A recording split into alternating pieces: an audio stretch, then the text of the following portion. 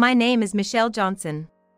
I have a husband who's 2 years older than me and a daughter in elementary school. Both my husband and I work. I was a dedicated designer at a certain apparel company. Then one day, I received a phone call at work. What? My parents were in an accident. I was in shock. It turned out that my parents had died in an accident while on vacation. My parents, who were close to each other, used to go on trips about once a month.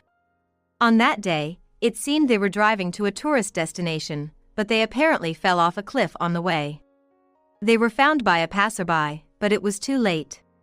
I was stunned, but I managed to leave work early and decided to call my husband first. Hey. I need to talk to you about something important. What is it? I'm busy, you know? My husband sounded irritated over the phone. Even so, I took a deep breath and continued the conversation. Actually, my dad and mom have passed away. Really? Is that true? Yes. They had an accident during their trip. When they were found, it was already too late. As I talked about my parents, I couldn't help but cry. I was sobbing while on the phone. Ah, what a hassle. Stop crying, will you? How can you say it's a hassle? My parents are gone. I'm on a business trip right now. Don't call me for such trivial things. Trivial? That's a terrible thing to say. What do you think my parents were to me? Of course, I appreciate what they did for me, but to me, they were practically strangers. Besides, there's no point dwelling on the dead. There might be a funeral coming up, but I can't attend. What? Even though they're family? I told you, as far as I'm concerned, they were strangers. I can't afford to take off work for strangers. So, don't call me anymore. With that, my husband hung up the call abruptly. I wondered how he could say such cruel things. At that moment, I felt something break inside me. In the beginning, my husband always put me first and seemed to care a lot about me. When he found out I was pregnant, he cried with joy, and during the pregnancy, he was very considerate, almost to the point where I felt embarrassed. Even after our daughter was born, we used to have a good time together, but about a year ago, he started acting distant towards me. He stopped coming home often, and his attitude towards me grew colder. It wasn't that he disliked me, he just seemed to lose interest in me. He used to notice even the slightest changes in me, but now, even if I cut my hair short, he wouldn't care. No matter how much I tried to dress up to catch his attention, he would ridicule me instead. Come on, at your age, why are you wearing that outfit? You're not young anymore, stop wearing floral skirts. You look shabby. That's horrible. You used to compliment me. You've gained weight since we got married, haven't you? I guess having a child really takes away a woman's charm. This is like a fraud. He would mock my appearance like this. His unkind words hurt me deeply. Our daughter seemed to notice that we weren't getting along. She always seemed worried about me when I was being subjected to his harsh words. One day, as I sat in the living room, deep in thought, my mother-in-law, who was living with us, came over. Actually, we built our own house and started living with my in-laws when our daughter started elementary school. Seeing me cry, my mother-in-law looked displeased. Hey, what's a grown woman like you crying for? Actually, my dad and mom just died. What? How? They had an accident on their trip. Both of them gone at once, they really were inseparable. But hey, you're lucky to get the insurance money for both of them. Let's go out for a nice meal with everyone to celebrate. How can you say that? My parents have died. How can you be so cruel? People die eventually, it just happened sooner for them. Stop crying and get dinner ready, will you? I'm hungry. My mother-in-law is what you'd call a classic case of a difficult mother-in-law. I had hoped that hearing about my parents' death, she would offer some kind words. But it seemed she didn't have a compassionate bone in her body. So, I started preparing for the funeral with the help of my relatives. My husband, claiming he was too busy with work, didn't even attend.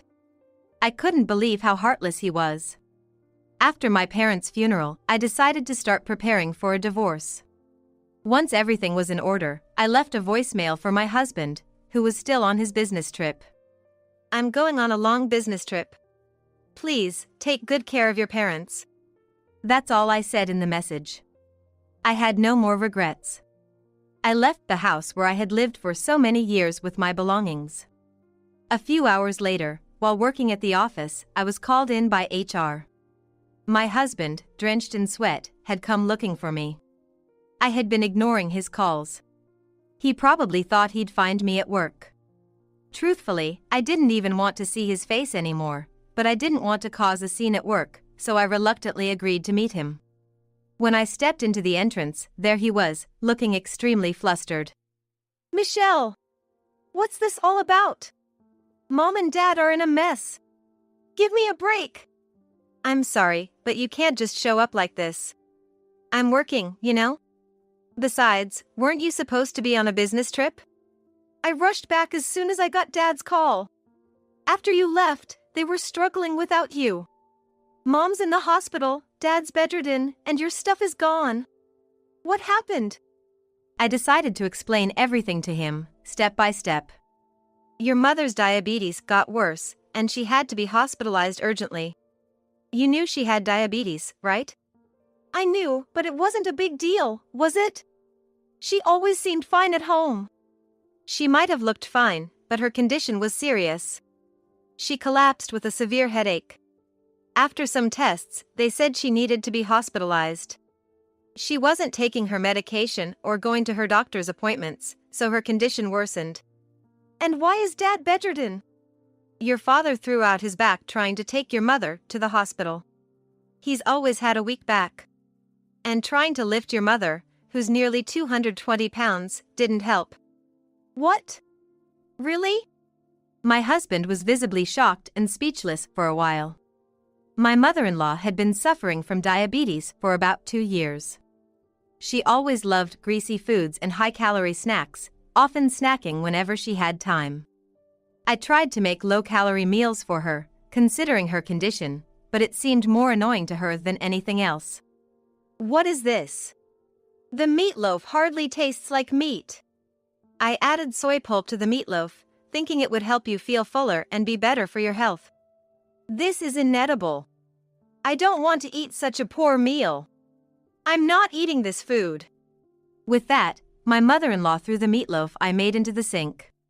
This wasn't the first time she had discarded a meal I prepared. Even seeing her do this, my husband turned a blind eye. Worse, he would sometimes blame me for it. Can't you stop doing things that upset Mom? Like that meatloaf, you're practically picking a fight. I was thinking of her health. If she keeps eating high-calorie meals, it could be life-threatening. That's none of your business. Let her eat what she wants. And don't you dare do something like this again. I'm the one who has to deal with the fallout. As for my father-in-law, he never got involved in our arguments. It was more about not wanting to get dragged into it than indifference. I can't believe I put up with my husband and mother-in-law for so long. I had thought about divorce many times. But I hesitated because I didn't want to take my daughter's father away from her. Living without a father isn't always seen positively. But I can't live with this man anymore. I've made up my mind. I'm sorry, but I don't want to talk to you anymore. Can you please leave? I don't want to cause trouble at work. No! I need answers. Let's talk properly. Fine. Let's go somewhere else. It was lunchtime. So we decided to go to a nearby cafe. As soon as we sat down, my husband asked, So, what are you going to do about Mom and Dad? You're gonna quit your job and take care of them, right? What? Why should I, a stranger, take care of them? They're your parents. You deal with it. They're your parents, so you should take care of them. Stranger? They're my mom and dad. Sure, we're not blood related, but we're still family. Well, we're going to be strangers soon, so it's none of my business anymore. Why should I care for your parents after we're divorced? Strangers? What are you talking about? He seemed to be missing the important point. Didn't you see the divorce papers I left in the living room? I've already filled in my part. I need you to sign it too. Divorce? He was so preoccupied with his parents' situation that he hadn't paid much attention to the house. He was so shocked that he stood up abruptly. Please sit down, you're drawing attention. Michelle, are you serious about this divorce? Dead serious. Do I look like someone who jokes? I thought you were just going on a long business trip. That was a lie. I'm actually transferring to a different department in another state. The move is a bit later, though. What? I didn't hear anything about that. After I told my company that I might get divorced, they offered me a transfer. And I'm not telling you which state I'm going to. What? Are you really serious about getting divorced? He looked at me in disbelief, not expecting things to have progressed this far without his knowledge. Divorcing will hurt our daughter. Have you thought about her? Are you in any position to say that? After all the betrayals? What? What are you talking about? I haven't betrayed you. On the contrary, I've been working for you and our family. Don't you have any gratitude for me? Gratitude? When you hardly contributed to our living expenses? My husband stumbled over his words at that. He had started contributing less to our living expenses about 2 years ago, citing a decrease in his salary. Initially, we split the expenses evenly, but gradually, more of the burden fell on me. There were even times when he didn't contribute a single cent. Fortunately, I worked for a decent company and earned a fairly good salary. Even more than my husband. You don't contribute to the living expenses, leave all the childcare to me, and at home, there's a mean mother-in-law who picks on me. What benefit do I have staying with you? There's no such thing as benefits or drawbacks in a marriage. We married because we loved each other. Maybe I felt that way back then, but not anymore. You love someone else now, don't you? What are you talking about? He said this, but his eyes were clearly darting around, betraying his nervousness. I know about it. You've been having an affair with a young woman at work. It's been going on for about a year now, hasn't it? Her name is Lily, right? A slender woman with long black hair, just your type. Wait a minute. What are you talking about? Are you confused or has someone been feeding you lies? No, I hired a private detective to investigate you. I suspected you might be cheating, but I never thought it would be with a woman 10 years younger. And she's married, right? Just got married, and yet, is this okay? You investigated me? Of course. If we're getting divorced, I have to look out for my own interests. With this, I'll get compensation from both of you, which should stabilize my life for a while. He must have thought his affair was a secret. He was visibly shocked. After deciding to divorce my husband, I hired a private detective to investigate. Since he stopped coming home, his behavior had become suspicious.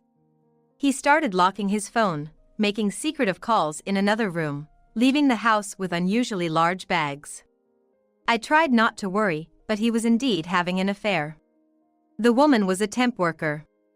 Apparently, it was she who made advances towards my husband. She was the one who approached me. She never seemed satisfied with just one man and hit on me at a drinking party.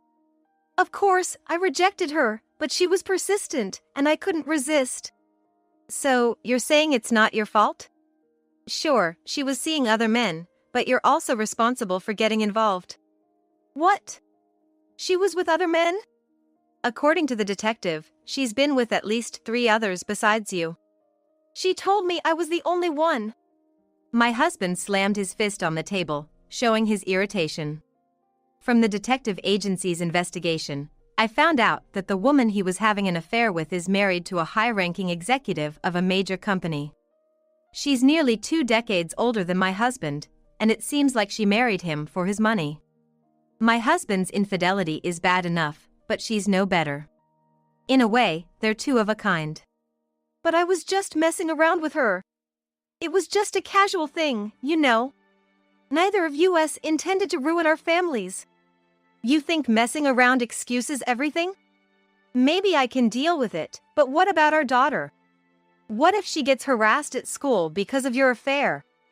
That's the fault of whoever's spreading rumors. It's the kids who poke their noses into other people's business that are the problem. You always blame others. You cheated and you haven't even said sorry once. You show no remorse at all. I'm sorry, okay. I'll break it off with her. Isn't that enough? It's far from enough. I'm leaving you, and I'll be demanding alimony from both of you. At the mention of alimony, my husband's face turned pale. If you go after her for alimony, that means you'll have to tell Lily's husband about us, right? Lily just got married, that's so unfair to her. The one who deserves sympathy is Lily's husband, who got betrayed right after getting married. And for your information, I've already informed Lily's husband about the affair. What? You hadn't heard from Lily? No, she's been off sick from work for a while, and I couldn't get in touch with her. She must have been too shocked to contact anyone. Are you serious? What am I going to do if this gets out at work? You brought this on yourself. And you two were using your paid leave to meet up, weren't you? How do you know all this? You've been on business trips a lot lately, so I asked your company about it. They said you weren't on any trips, just using your paid leave. I checked, and Lily was off on the same days. You were meeting up, right? What? My husband fell silent, looking down. He must know he's caught. Just then, an unexpected person approached us. What are you doing here? Weren't you on paid leave today? Boss? It was my husband's boss from the same department. Apparently, the boss often comes to this cafe around lunchtime. My husband looked embarrassed. You said you needed the day off for family matters, right? Yes, that's right. His boss, sensing something was off, seemed to have put two and two together. I decided to fill him in on the situation. He knew I was his wife, as we had met a couple of times before. Actually, this guy's been having an affair with a young woman at work, a temp named Lily Young. What? Is that true? His boss shouted, loud enough for others to hear. Boss, please lower your voice, everyone's looking. Of course they are. I'd be shocked too if my employee was having an affair. And he used his paid leave to meet up with her. You did that during our busiest time? I'm sorry. I'm going to break up with her, so can you keep it a secret from the other employees? What are you saying? Of course, I'm going to report this.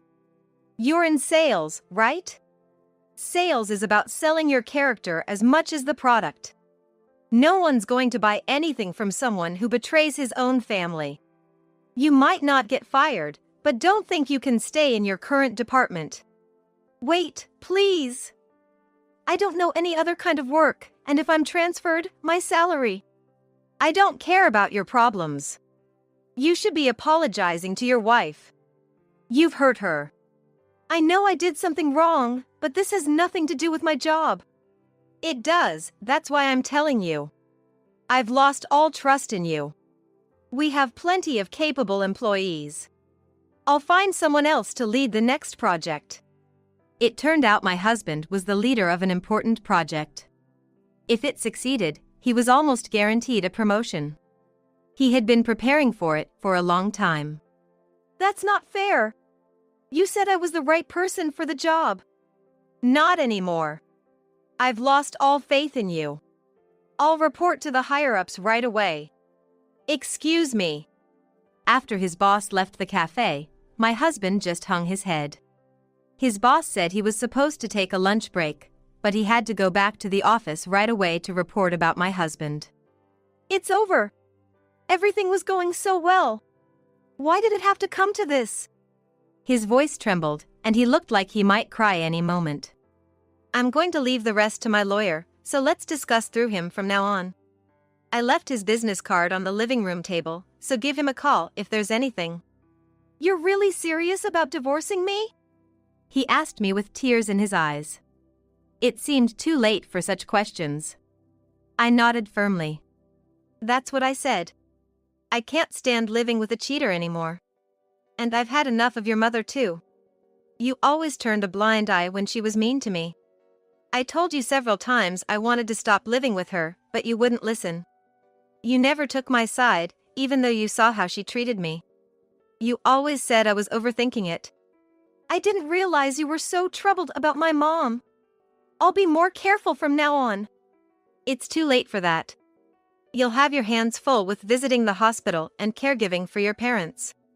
There's no way I can manage that. Hospital bills aren't cheap, and I have to work. How am I supposed to take care of my dad? Maybe you should consider changing your job. It's gonna be awkward at your current company anyway. Don't say it like it's easy. Please, I'm sorry for the affair. Come back to me. It's impossible. I've already arranged for a transfer at work, and our daughter is preparing to transfer schools too. I don't want to get divorced. Then, in the cafe, he started crying loudly. He looked like a child who couldn't get the toy he wanted. I was so embarrassed that I decided to leave him there and walk out. He continued to cry even after I left. And it seems some young people in the cafe found it amusing and recorded it, uploading it to social media with a blurred face. Although the video was quickly removed, it seems his colleagues saw it. We officially divorced through our lawyers. I demanded a lump sum in alimony from both my ex-husband and his mistress.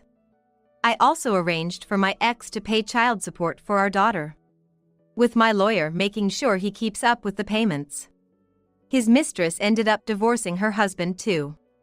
My ex-husband was also sued for alimony by her ex-husband. Both my ex and his mistress found it hard to stay at their jobs and left, seemingly running away. They dated for a while, but she left him because she didn't want to take care of his parents. She's still young, so she probably ran off to some other guy. Now, my ex has to take care of his father at home, so he's not working full-time, just getting by with part-time jobs. As for me, I'm focusing on my work in my new department. I've been given important tasks and even got a small raise. My daughter had to transfer schools, but she's made friends quickly and seems happy. I've become a single mother, but I have no regrets. I'm sure my parents are watching over me. I want to live strongly, watching over my beloved daughter's growth. I'm going to live here with my eldest son, his wife, and my grandchild. John declared this loudly, puffing out his chest with confidence. Behind him, Michael and Linda smirked at me maliciously. How can they be so selfish? I felt dizzy, but more than that, I couldn't stand the thought of my happiness being threatened. It must have shown on my face. Michael, as if to deliver the final blow, taunted me. If you resist, I won't take care of you. I don't remember raising a child like this, but I regret that it's come to this. Still, I pretended to take the bait and firmly stated, "Then I'll leave." No one there expected that response. They stared at me, faces blank with surprise. Then John, coming to his senses, pointed at me and started yelling. You're leaving? If you do that, you'll be out on the streets. If you think you're threatening me, think again. I could tell his words were a bluff by the sweat on his forehead. So I looked straight at John with a bold demeanor. My name is Emma Young, a 53-year-old remote worker. I met John, my husband, when I started working and married him after several years of dating. Shortly after we got married, I got pregnant and had a healthy boy, Michael. Michael is now married and has a child of his own. John used to be very kind, always caring for me. But a few years after our marriage, his attitude began to change. After quitting my job to become a full-time homemaker following childbirth, John's treatment of me grew colder, and I was often treated harshly. I considered divorce several times, but couldn't decide because Michael was still a baby. I thought raising a child needed cooperation, but that ideal was quickly shattered. If Michael cried at night, John would click his tongue, and if I couldn't prepare his breakfast due to lack of sleep, he would yell at me early in the morning. Despite this, I couldn't help but look forward to seeing Michael grow up. When Michael began to understand things, it was a joy to see who he would call first, me or John. I won that small battle. Knowing this, John started to engage more with Michael. For example, he would entertain Michael while I cooked, or he would willingly bathe him. As a result of John's continued indulgence, Michael, contrary to my hopes, began to mimic John's behavior. Once Michael could do things on his own, he became more mischievous. When I scolded him, he would retort with John's words. When Michael didn't clean up his toys after playing, I told him to tidy up, and he snapped back. Shut up. If you want it cleaned up so badly, ask more nicely. Then, after I properly scolded him face to face, he would clean up with a disgruntled face, but soon he'd be back to his old ways. I worried he would become a nuisance to others and talked to John about it, but he said, "He's a boy, he needs to be energetic. He'll behave once he's older." Indulging him like this, Michael grew up mischievous. There were countless difficulties, but somehow, I managed to raise him until he graduated from college. It seemed like neither John nor Michael understood my struggles, and I felt burdened with unreasonable feelings as Michael started living alone. Honestly, when Michael left, I felt relieved and returned to living with just John in our house. Until then, Michael's presence had distracted me from John's bad behavior. But now, in the suddenly quiet house, John's negative traits stood out more. His attitude hadn't changed since our marriage years ago, but his unreasonable behavior now took a toll on my mental health. One day, when I was almost fed up, Michael brought a woman home. He said she was his fiancé and they were planning to get married soon. I was overjoyed that Michael, who had been nothing but trouble, was getting married. His fiancée, Linda, appeared strong-willed but was soft-spoken and very polite. She seemed an unlikely match for Michael, but I had no complaints since she chose him. John also approved of their marriage right away. They planned to live in Michael's current apartment after marriage, not with us, but the thought of a lively future made me happy. I know things are gonna get tough for you guys, so feel free to rely on me. They had both been living alone until now, but they would be living together from now on. I wanted to be a support for them, expecting they might face various challenges. But after they got married, they frequently visited, taking over the living room from morning till night, joining us for shopping only to add unnecessary items to the cart and leave me to pay. I started to feel fed up with Michael and Linda's behavior. Then, when Michael and Linda, who used to frequent our house, suddenly stopped visiting, I received a surprising call. Hey, listen to this. We're having a baby. Michael sounded ecstatic over the phone. John and I congratulated them on their first grandchild. Good job, Michael. So, when's the baby due? What? Didn't you hear me? The baby's here, that's why I'm calling from the hospital. It turned out Michael was announcing not a pregnancy, but the birth of their child. Shocked, we rushed to the hospital to see our grandchild. After that whirlwind of events, Michael and Linda started visiting often again. It was great seeing my grandchild, but they would leave me with the baby and go out. And to top it off, they'd say, "Emma, the baby's fine with just milk, thanks." Yeah, lucky to have you, Mom. It's great to have someone to leave the baby with when we go out. They'd laugh as they left me with the baby. Actually, I had started working from home around that time. When Michael brought Linda over, I proposed to John that we leave this house. What are you talking about? If we do that, where will we live? John complained immediately, but I quickly countered with a new proposal. Let's build a new house. Don't worry, I'll also work from home. My parents are getting older, and I'm thinking of living with them. Let's give this house to Michael and Linda, and we can live in a new one. Living together would mean we'd need a house of a certain size and layout, but I convinced him that by combining his income and mine, we could reach our goal.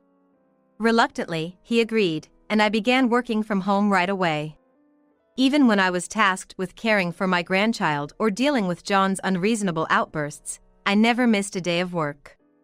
During these times, the moment finally came to realize my dream.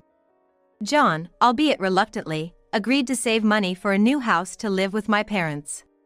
He wouldn't cooperate unless I pushed him, and I faced more unreasonable behavior. But reaching our goal made all that seem insignificant. John, we've finally reached our goal. I'm going to see my parents now to discuss moving forward. I had been talking to John about the new house, but now I could have a proper discussion with my parents involved. Leaving a grumbling John behind, I headed to my parents' place. Despite multiple intrusions from Michael and Linda, just the thought of living soon in a new house with my parents brightened my mood. My work was going well, and I was finally able to purchase the house I had always wanted. I reported this to John, looking forward to the day of the handover. Then, on the day of the handover, as I was about to step into the house, excited, a moving truck suddenly stopped by. Stunned, I watched as the movers began unloading. And I hurriedly stopped them. I hadn't heard of such arrangements, and neither our nor my parents' belongings had been moved in yet. Whose belongings were they trying to move in? The confused mover and I were trying to understand the situation, when a loud voice came from somewhere. What are you doing, meddling in things? The voice belonged to John, and as I turned around, relieved to hear him, I realized the words were directed at me. I realized that those words were directed at me. John gestured dismissively at me as if I were a nuisance, while Michael and Linda were talking to the moving company staff. Then John came over to me and said this. We're going to live here with our eldest son, his wife, and our grandchild. John announced this loudly, chest puffed out with confidence. Michael and Linda stood behind him, smirking at me maliciously. How could they be so selfish? I felt dizzy, but more than that, I couldn't stand the thought of my happiness being threatened. That must have shown on my face. Michael, as if to deliver the final blow, taunted me. If you resist, I won't take care of you. I don't remember raising a child like this, but I regretted that it had come to this. Still, pretending to take the bait, I firmly stated. Then I'll leave. No one there expected that response. They just stared at me, faces blank with surprise. Then John, coming to his senses, pointed at me and started yelling. You're leaving? If you do that, you'll be out on the streets. If you think you're threatening me, think again. I could tell his words were a bluff by the sweat on his forehead. So I looked straight at John with a bold demeanor. However, my attitude was in vain, as John smirked, regaining his composure. That's right, exactly. I'm supposed to be the owner of this house. Wasn't that the agreement? Indeed, the new house was in John's name. But the purpose of building this new house was to live with my parents, and there were supposed to be other conditions too. Yet, why does John feel so entitled? When I first discussed building a new home with living with my parents in mind, John naturally brought up Michael. Going forward, it's Michael and his family who will live the longest. Wouldn't it then be better to build the new house for Michael and his family? That was a reasonable opinion, but I wanted them to achieve this on their own. So, I persistently persuaded John until he reluctantly agreed. That's why the new house was designed with as many barrier-free features as possible, geared towards my parents. Since marrying John, I hadn't spent much good time. But now that Michael is married, I should be able to live as I please. I've spent so much time on John and Michael, neglecting my parents. Now it's time to give back to them. Lost in these thoughts, I must have been glaring at John and the others. Realizing this, John mocked me. What's with that defiant look? Struck a nerve and now you're speechless, huh? His words infuriated me. I've put up with so much and resigned myself to his behavior until now. But this time, I couldn't just let it go. Even when John, who was once kind, changed his attitude completely. Even when Michael, imitating John, hurled harsh words at me. Even when John got angry, yelled, threw tantrums, or ignored me on a whim. Even when Linda clearly treated me disrespectfully and dumped childcare on me. I had endured all this patiently. But now, it wasn't just about me, it involved my parents too. And to have it so easily taken over like this was unbearable. Fed up, I couldn't hold back anymore. Enough is enough. This house was supposed to be for me and my parents, and you, wasn't it? Technically, you're the owner, but strangely, the bank account for the payments is only Michael's. Who prepared everything up to this point, huh? Yes, the condition for building this house was that it would be in John's name. I understood that. It's better for appearances. But strangely, only Michael was making the loan payments. John claimed he wanted it to look like Michael bought the house. So it seemed like he was doing a good deed for my parents. But I never understood the reason behind this arrangement. However, as long as I could live with my parents, I was okay with any form. So, although it didn't sit well with me, I agreed. Little did I know it would turn out like this. As I stated my case, John, Michael, and Linda all smirked in the same way. That's when I realized it. John had planned from the start to make this house his own. I was like a worker ant, gathering materials and building the nest, only to be manipulated at the last moment. When the house was completed and it was time to move, I realized this and snapped. Then, I presented John with the divorce papers I had kept hidden for years. I had prepared them over a decade ago, when Michael was in high school and away at a sports camp. John and I went out to dine, having the house to ourselves for a change. During the meal, we bumped into one of John's colleagues and had a bit of small talk. When the colleague tried to excuse himself, hurrying the conversation, John said something awful. Don't worry about it. Eating out with her is just boring, but I'm the kind husband, playing along. We don't even have a reservation. Maybe I'll send her home and go for a drink. Can't stand looking at her old face. John's colleague left with a forced smile, clearly uncomfortable. I was shocked by the verbal abuse thrown at me in public. Pretending nothing happened, we continued the meal, but I couldn't even remember its taste. The next day, I went to the office to get a divorce form. When I showed it to John, he was momentarily surprised, but then smirked. Nice preparation. You know your stuff. Oh, finally realizing your place, are you? Thought you'd understand sooner, but glad you made it this far. And to think you understand you're disposable, how smart of you. Exactly. You really get it, Mom. Keep working and pay for our house, okay? All three of them, John, Michael, and Linda, laughed at me condescendingly, and Michael snatched the divorce form.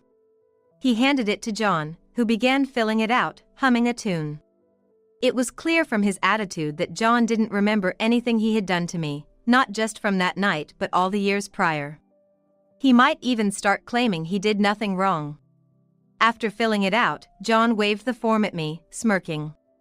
I snatched it, quickly put it in my bag, and took out my phone. I opened the recording app and held it up in front of them. Emma, you're scary. Gathering evidence for divorce now is too late, you know. Ignoring Linda's mocking laughter, I confirmed with John. I want no alimony or property division, just don't contact me again. Sure. If you do, I'll hire a lawyer and demand alimony. Yeah. John responded nonchalantly, laughing throughout. I wondered how someone could be so brazen. Trying to keep my temper in check, I turned to Michael and stated clearly. And Michael, now that our marital ties are severed, our parent-child relationship is over too. Ah, okay. They both responded. Well, that's all I needed. We'll likely never meet again, so take care of yourselves. I stopped the recording and decided to leave. Neither John, Michael, nor Linda seemed to grasp the reality of their future. Without anyone stopping me, I went to the office to file the divorce papers. 3 days after filling out and submitting the rest of the divorce papers at the office. While I was packing up with my parents for the move, John called me. Just the other day, I told him not to contact me again, or I'd hire a lawyer and sue for emotional distress. But he must have had a reason to contact me so desperately. However, now that we're divorced, it's no longer my concern. Busy with packing, I decided to ignore the call. But just as I thought John's call had ended, Michael called me next. Both of them reaching out must mean something serious is going on, but it's none of my business. I ignored both calls and continued working, but the constant ringing was too distracting. Reluctantly, I answered when John called again, and immediately, I heard his pitiful voice. Help me, Emma, I can't stop the calls from the bank and Michael. With that one sentence, I understood what John and Michael were going through and sighed in exasperation. I answered wearily. I don't know anything about that. It's no longer my concern. John shouted back at me in a voice as loud as he could muster. You heartless woman! No matter what he said, it was absurd for him to complain to me given their situation. Honestly, I couldn't care less what happens to them. More importantly, do you remember the promise we made just the other day? I deliberately sighed audibly before reiterating. Though it was already too late since John had contacted me. What promise? As expected, he seemed to have forgotten. I couldn't help but laugh inwardly. The one where I said I'd hire a lawyer and sue for emotional distress if you contacted me. I never heard such a thing. Whether you listened or not, I definitely said it, and you responded. No, I didn't. I wouldn't easily agree to such nonsensical terms. John was vehemently denying it, but I had anticipated such a claim. That's why I had recorded the conversation. It's recorded, so you can't escape this. Please, forgive me. If this continues, both Michael and I will be lost. John's voice was even weaker than when he first called, pleading with me. But considering everything that's happened, there's no way I could forgive him. Absolutely not, I'm going to consult a lawyer now. I flatly rejected him, but John, who only accepts convenient truths, persisted. Let's get back together, okay? I bluntly replied to John's absurd suggestion. In your dreams. I was surprised at how cold my own voice sounded. I then hung up and blocked John's number. That should ensure no further contact from John. Feeling relieved, I was about to resume packing when my phone rang again. Wondering what it was now, I checked and saw Michael's name. I had completely forgotten in the heat of the moment with John, but Michael must also be receiving numerous calls from the bank.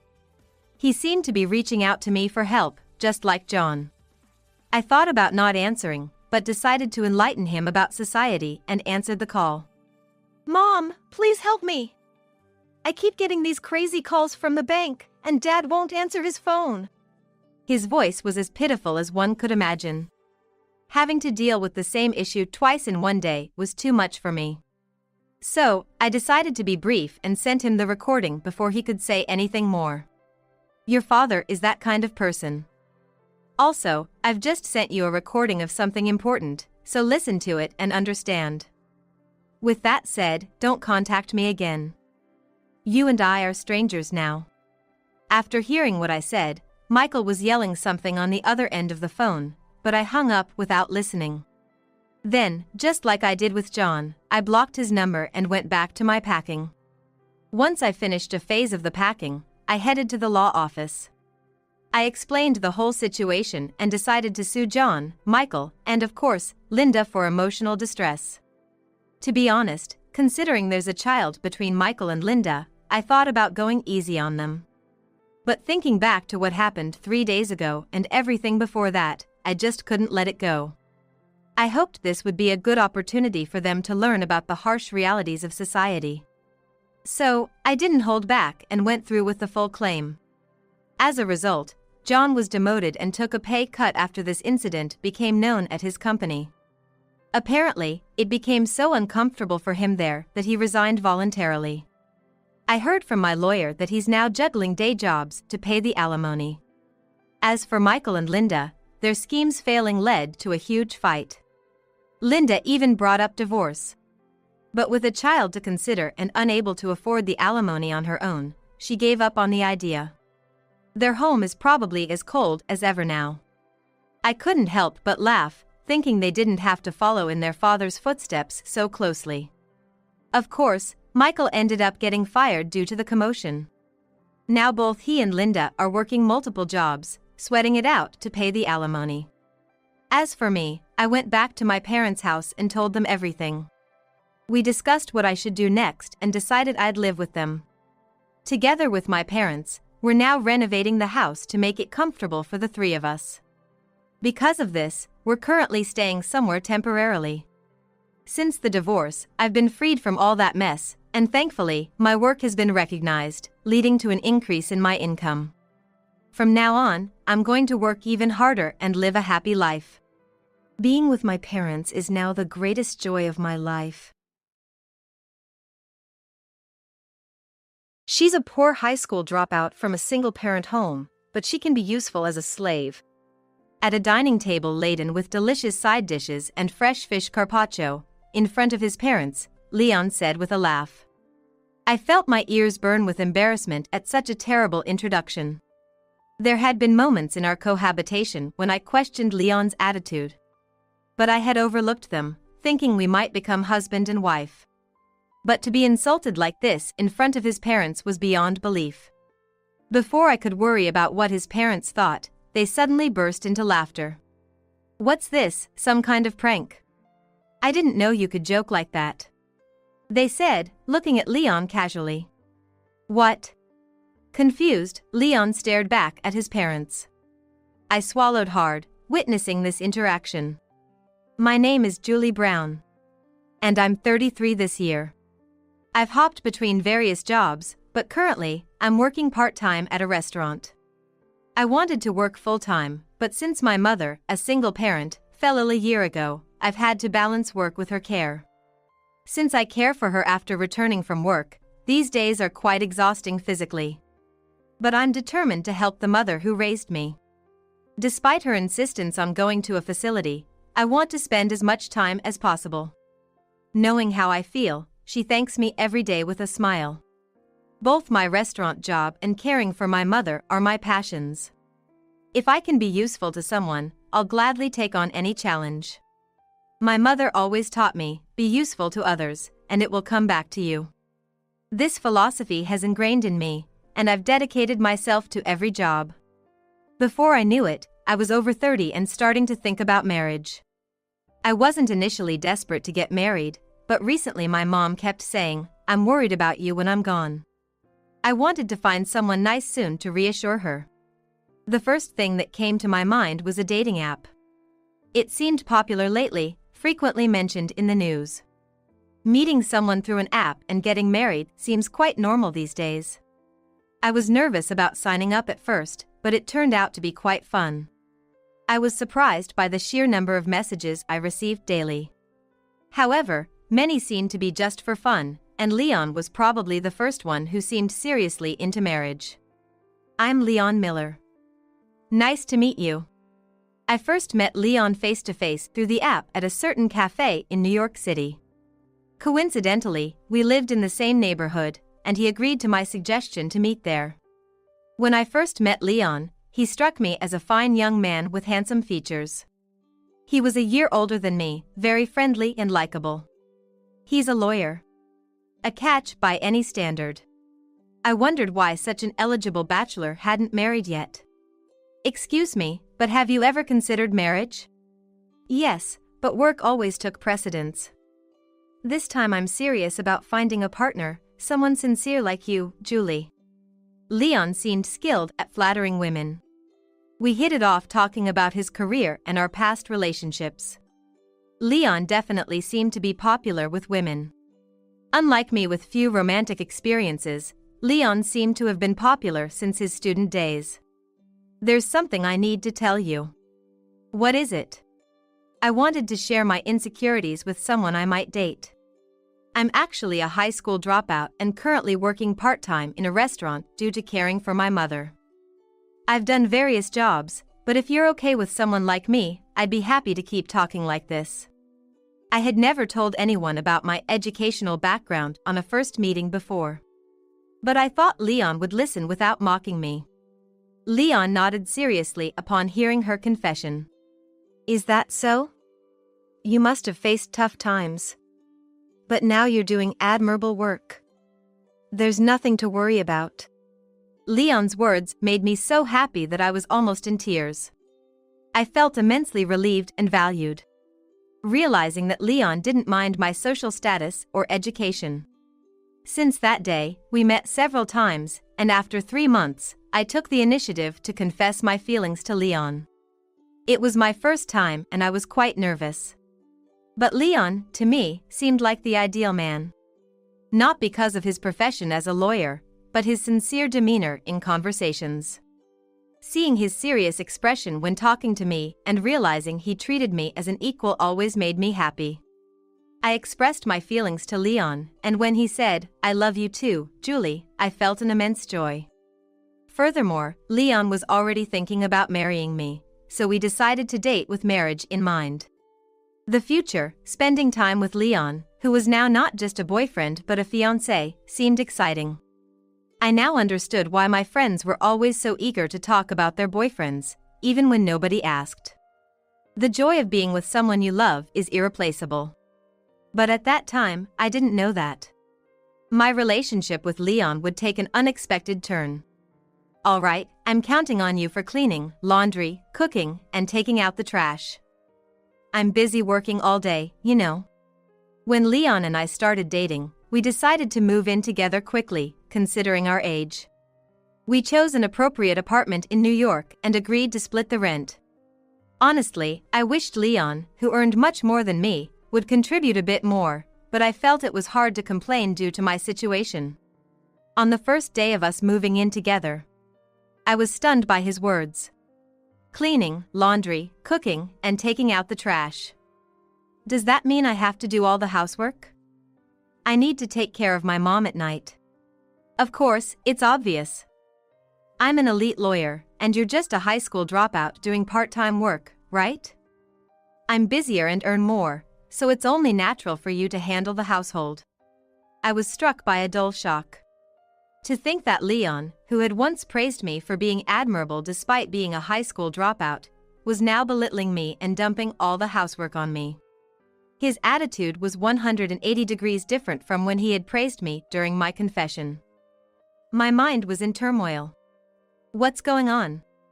Is this the real Leon? Is this some kind of prank? A whirlwind of doubts swirled in my mind, but if it were a joke or prank, it would be in extremely poor taste. That meant Leon's words were serious. No way, could it be? Was Leon this kind of person all along? Pretending to be solid and reliable to lure women in, only to cast them aside once he's got them. I've often heard that many men stop caring once they've caught the fish, but with Leon, it's beyond that. It's like throwing the fish on the ground and abandoning it. All right, I'm off to work. Please take care of what I said earlier. Leon left for work without even considering my point of view.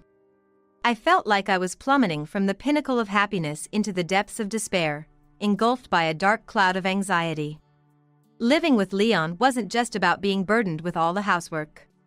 He often went out for meals after work, claiming it was for business. And many times his company was other women. I knew this because he brazenly told me, "I'm going out for drinks with a girl tonight." His attitude seemed defiant, as if he had nothing to hide, but I wish he'd consider how it felt to be on the receiving end. Even if Leon loved me, treating me like a slave since moving in together made me doubt his feelings. Often, Leon wouldn't return until late at night after going out. Usually, I get home in the evening, drop my things off, and then head straight to my parents' house. Fortunately, it's just 2 stations away, but juggling a part-time job, all the housework, and caring for my parent, I was exhausted every day. Leon would occasionally leave for meals without a word, leaving the dinner I made to go to waste. And when he returned drunk, looking at the dinner I had prepared, he said, "What a waste of food! Why did you make this stuff?" "I thought you were coming home today." "Huh? I haven't been coming home for days. Can't you figure that out? Do I have to spell everything out for you? This is what I expect from someone who only finished high school." Despite Leon's lack of communication, he berated me for being a middle school dropout. His words filled me with anger. The reason Leon had never been married must be because he's been deceiving women like this. That's who Leon really is. I was the one who got fooled. But I refuse to be his puppet any longer. How can I get back at Leon?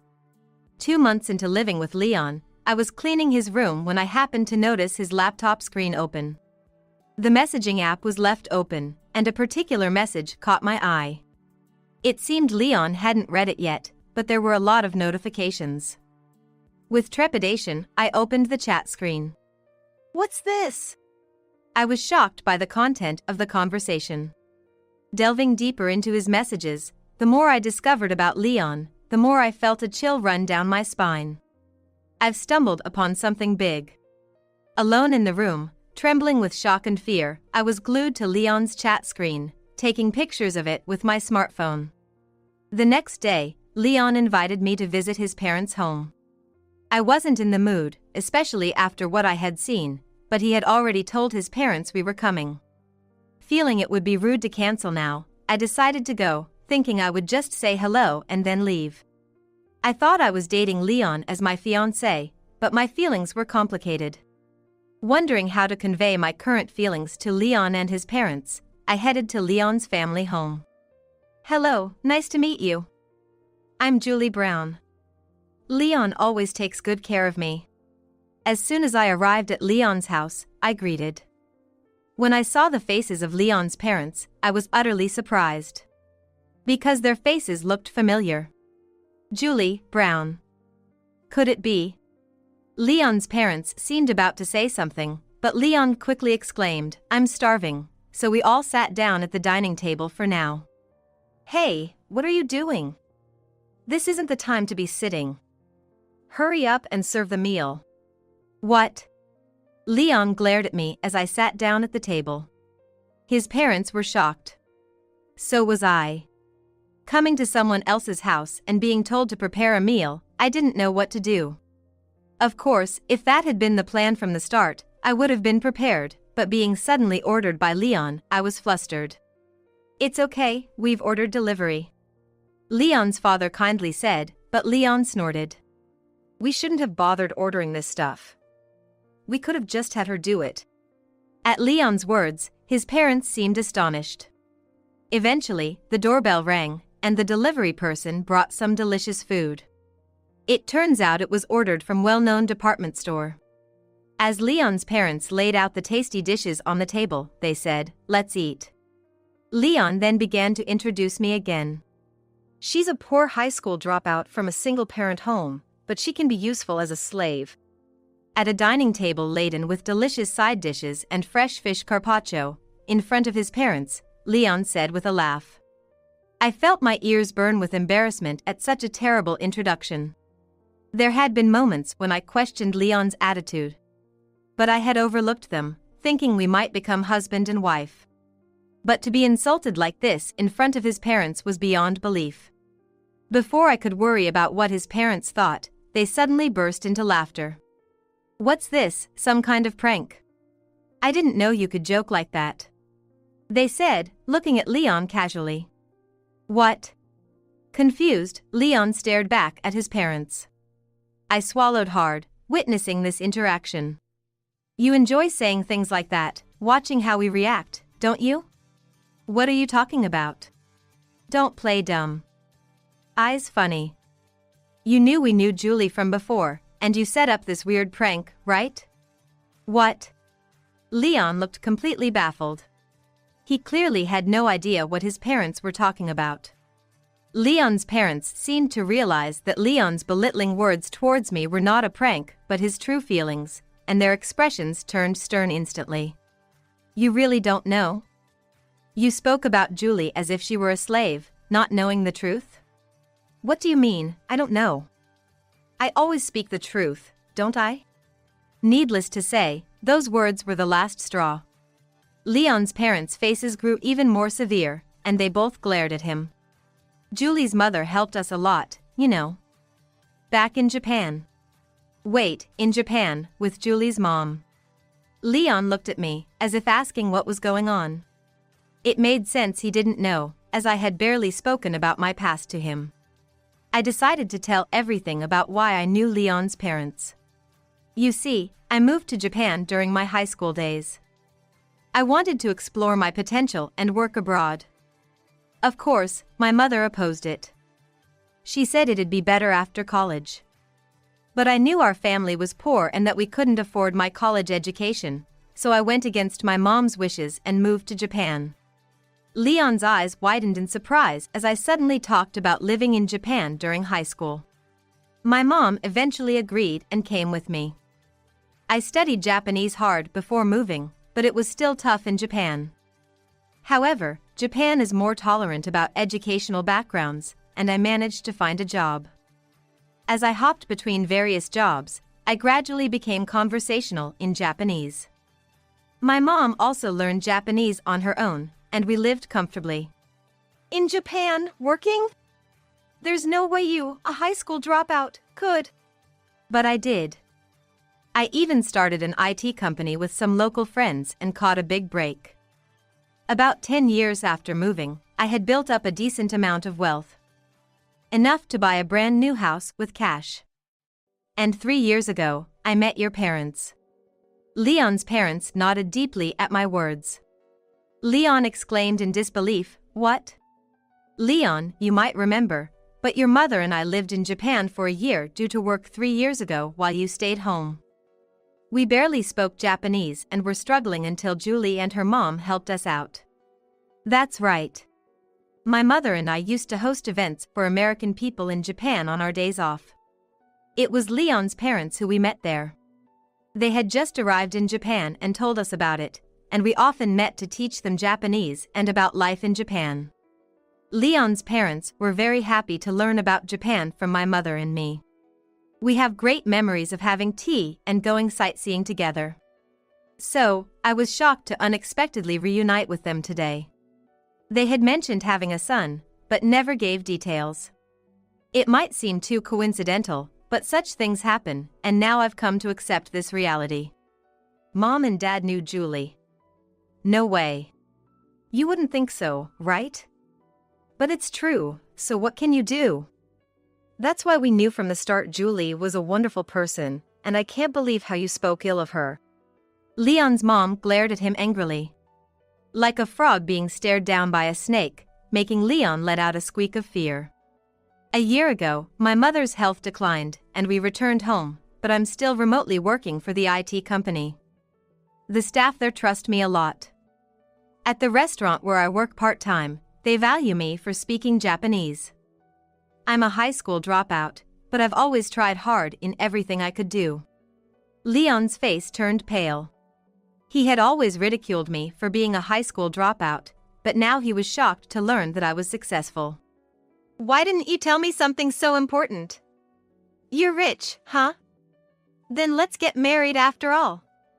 I won't make fun of you anymore, okay? Leon said with a bright voice, suddenly being upfront. He had changed his mind after knowing about my substantial assets. But I'm not fooled by Leon's superficial words. What are you talking about? I have no intention of marrying you. Do you know how hard it was for me when you deceived me and then showed your true colors after we started living together? And speaking of deception, you've committed fraud using your position as a lawyer, haven't you? Fraud? What are you talking about? Leon's demeanor changed drastically when he realized I had no intention of marrying him. He was visibly shaken at the mention of fraud. I pressed on. I accidentally saw it on your computer yesterday. There were numerous complaints addressed to you. I'm sorry I looked without permission, but the angry words from your clients who were charged fraudulent fees by you were very justified. I have proof. I showed Leon the photos I had taken of his computer screen the day before. Leon's face contorted, and his parents' faces grew even more stern. You claim to be an elite, yet you deceived people and committed fraud. That's just the lowest.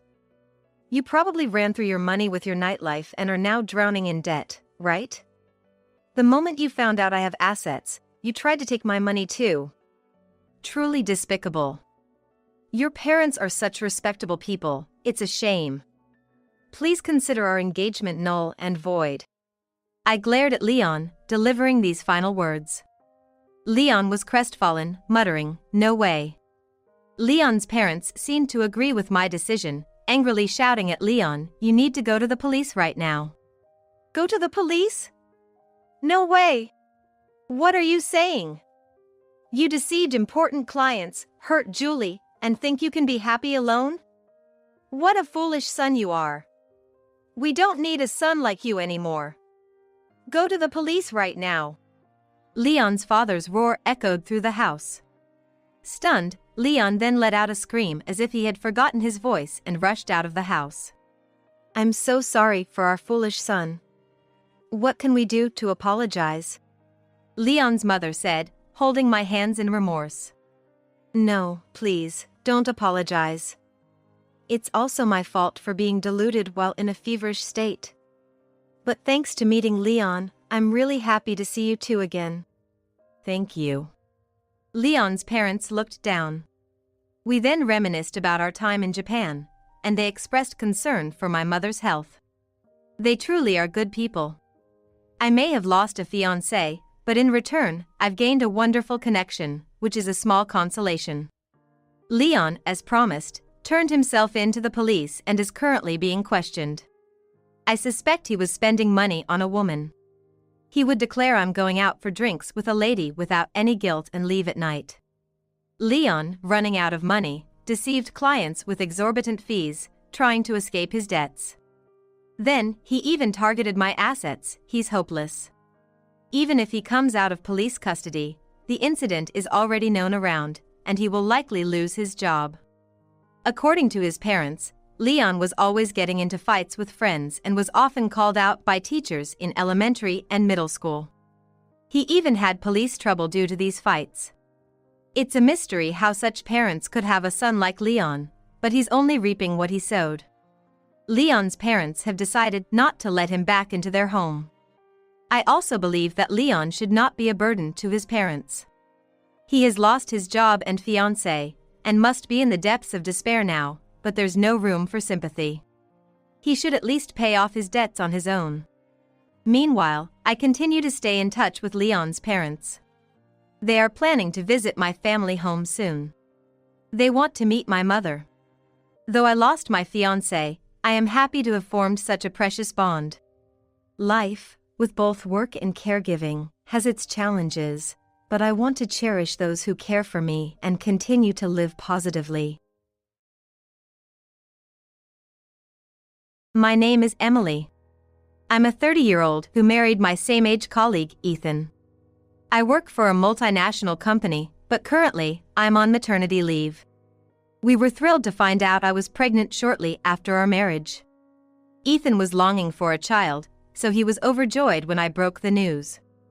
Both our families celebrated the new life growing inside me. So, it was unbelievable.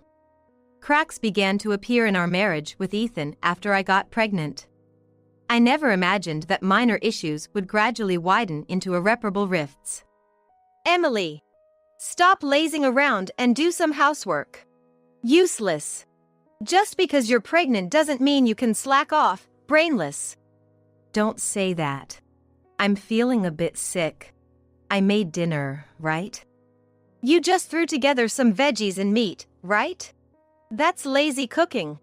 I wanted hamburgers today, didn't I? Feeding me this trash. Ethan threw away the pot au feu I made without even tasting it. He never asked for hamburgers. It was a totally unjust accusation. I'm going to the diner. You can eat the trash in the sink. Wait. Don't you feel anything throwing away food someone made with love? Aren't you an adult? When I snapped back, Ethan clicked his tongue while looking at my swollen belly. Shut up. Keep nagging and I'll silence you with my fist. How can you say that? There's a baby in here. Don't even joke about that. Yelling in frustration and sadness, Ethan left the kitchen without a glance back, leaving a hurtful remark. It's not like I wanted this kid anyway. Whatever happens to it, I don't care.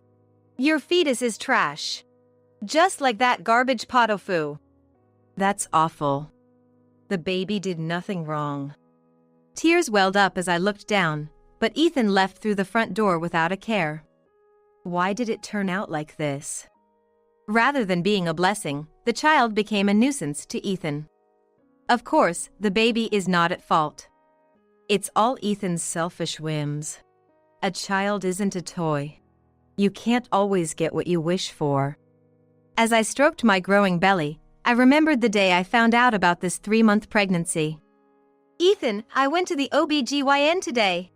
It's been 3 months. Really? Good job, Emily. We've been waiting for this child. It's a boy, right? We decided to have only one child since we both work. Ethan was strangely insistent on having a son even before I got pregnant. I want to play outside and play games with my son. So it has to be a boy. It felt like Ethan was mistaking a child for his personal toy. Pregnancy isn't certain. Whether it's a boy or a girl, I'll be happy as long as they're healthy. Hey! Tell me the gender of the kid. I only want a boy. It'll be a while before we know if it's a boy or a girl. But don't say you only want a boy. If it's a girl, I don't want it. I hate sassy, cunning little girls. Just you and my sister are enough. Boys are the way to go. Ethan has an older sister, Susan. She's a wise and kind ideal sister-in-law. Ethan feels inferior to the successful Susan. Everyone praises her. A 35-year-old spinster. If I have a son, I can brag to her. Susan is a wonderful sister-in-law. You're being awful. And you don't have kids just to brag, right? Stop nagging. Emily, make sure it's a boy. If it's a girl, I won't bother with it. How can you say that? It's our child either way. It's our duty to cherish them. Kids can't choose their parents, but parents can choose their kids. Unwanted children are just trash. I always thought Ethan was a strong-willed man, but his true nature showed after we got married and I became pregnant. Thinking about the future of my unborn child makes me feel gloomy. Then, a little while later, we found out it was a girl. Ethan began to despise me and our unborn daughter as if he had drawn a bad lottery ticket. Carrying trash in your womb. Don't come into my sight. An eyesore of a trash woman. Stop it, Ethan. This child isn't trash. No parent should speak like that. Parent? Who's that? I don't need the trash in your womb. I'd like to sell it on a flea market app. That's awful. You'd only selfishly love even if the child were a boy. Our daughter was growing well in my womb. As I entered the stable period of pregnancy, Ethan never longed for our daughter. It's heartbreaking that our daughter is already disliked by her father before she's even born. What should I do now? I couldn't talk to anyone but finally confided in Ethan's sister, Susan. Susan sighed knowing Ethan's behavior. Ethan has been like this since he was a kid. Turns worst when he doesn't get what he wants. I can't believe he's treating you and the baby like this, Emily. Susan, I can bear it, but it's too sad for my unborn child. Just thinking about what's going to happen makes me anxious. I'm sorry for the pain. I'm happy to have a niece. My parents feel the same. By the way, have you decided on a name? Yes, her name will be Lily. I chose it looking at a baby name book because it sounded cute. Lily, what a nice name. If she's Emily's daughter, she's bound to be adorable. I can't wait to meet my niece. Thank you, Susan. It makes me happy to hear you say that. I hope Lily grows up to be smart and kind, just like you. You're too kind. And don't worry, Ethan will flip once Lily is born. He can't resist a cute daughter. I hope so. Ethan will change once he actually sees the baby, right? Susan's encouragement gave me a glimmer of hope. Perhaps Ethan's heart will change once Lily is born. But my hope crumbled when Ethan dropped a bombshell. Emily, get back to work soon after the kid is born. I quit my job. What? You're quitting your job right before our child is born? Why didn't you discuss this with me? I don't need to consult you. We'll live off your savings from now on. Don't joke. That money is for Lily's education. How can you quit your job with a wife in her final month of pregnancy? Shut up. It's my life, I can do what I want. Don't walk around with that big belly, it's annoying. As Lily's birth approached, Ethan and I only fought. He wouldn't tell me, Susan, or even his parents why he quit his job. Where does Ethan go every day? He says he's looking for a job, but he's not wearing a suit. Ethan started spending less time at home. Being far from my parents, I was looked after by Susan and my in-laws until Lily was born. Lily was a healthy baby girl. My in-laws were thrilled with their first grandchild. Susan also cared for me after giving birth. I'm glad both mother and child are healthy. You did great, Emily. Lily is really cute. Thank you, Susan. I'm so grateful to your parents.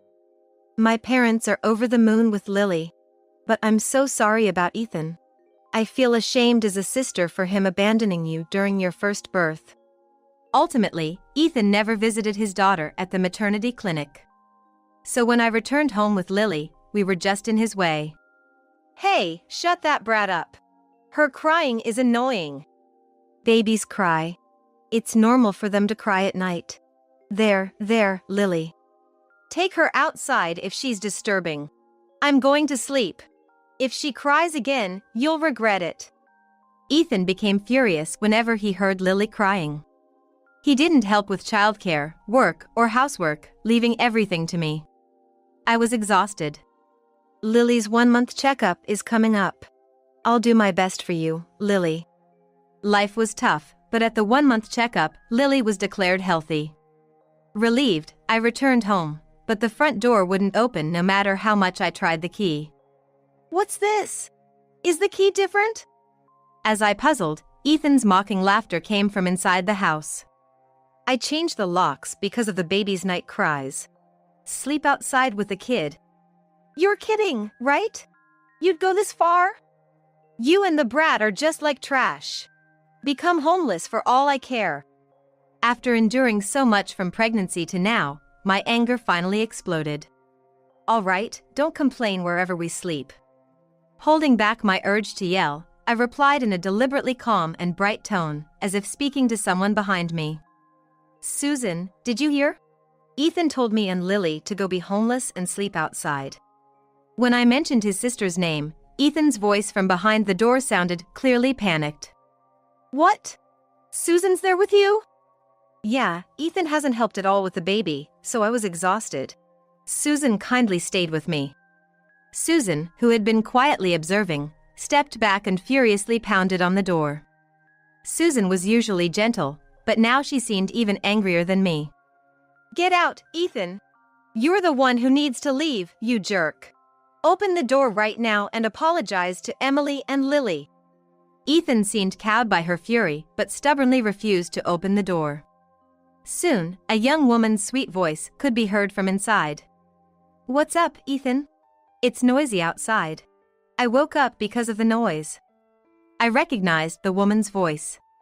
Katie, she was the new girl who joined the company right before I went on maternity leave. It's clear now. You were cheating on me while I was pregnant? Ethan, how low can you go? Bringing another woman home while Emily is out for Lily's checkup. As Susan and I confronted him at the door, Ethan, perhaps defiant, laughed triumphantly. Shut up with your yapping. Katie is cute and comes from a wealthy family. I'm divorcing Emily and marrying Katie, right, Katie? Yes. Ethan said he loves Katie the most and that I'll have a boy. Did you hear that? I'm going to remarry Katie and build a happy family. Her family is rich. Emily, I'll graciously give you alimony and child support.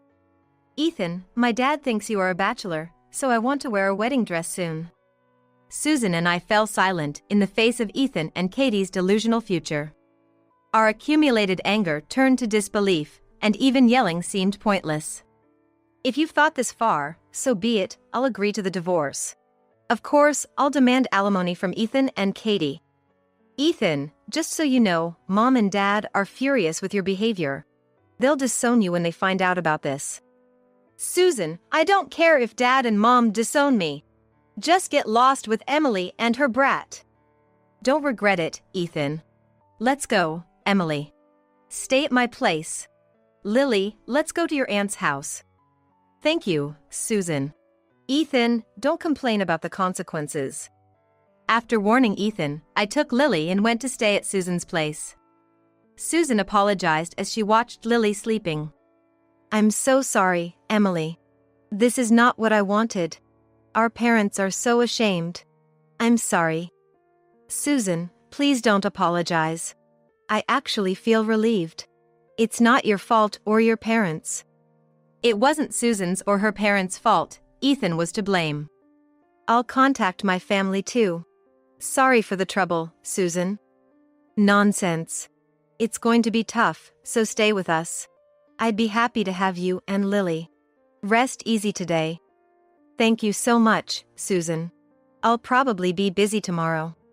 The next day, while putting Lily to sleep at Susan's, Ethan called. Just as expected, he's panicking. I let the phone ring without answering, and it kept ringing incessantly. He seemed really panicked. After ignoring him for a while, I decided to take the call. What do you want? Don't call, Lily might wake up. Emily! You set me and Katie up. You secretly did an affair investigation and snitched to Katie's parents. What? Normally, you keep affair investigations secret. But I bet Katie's parents were shocked to discover their daughter was involved with a married man. You shouldn't have interfered. Because of you, Katie's parents disowned her. Her dad came yelling at me yesterday. Oh dear, that's tough. You were planning to ingratiate yourself with Katie's wealthy family for an easy life. Must be tough to be disliked by her father. So, it's all your fault for telling Katie's parents. Now she's penniless and disowned.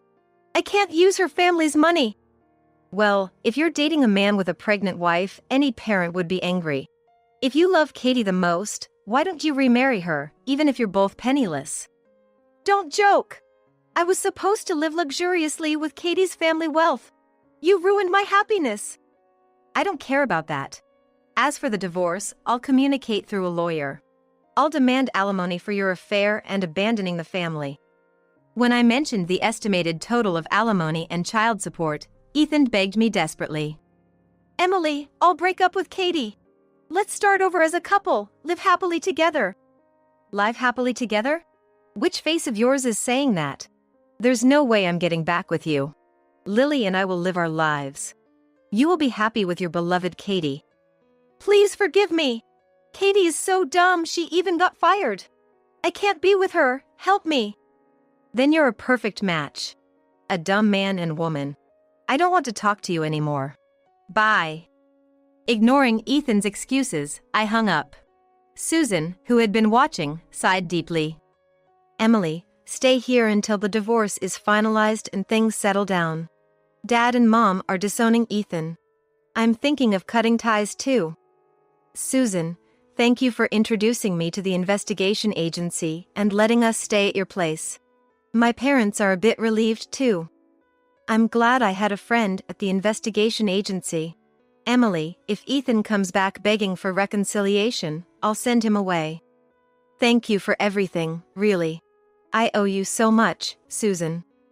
I continued preparing for the divorce with my lawyer. Susan and my in-laws helped with taking care of Lily. Ethan came around a few times, but Susan turned him away. We have evidence of Ethan's affair with Katie, his malicious abandonment, and unilateral neglect of family life. The investigation agency friend was appalled.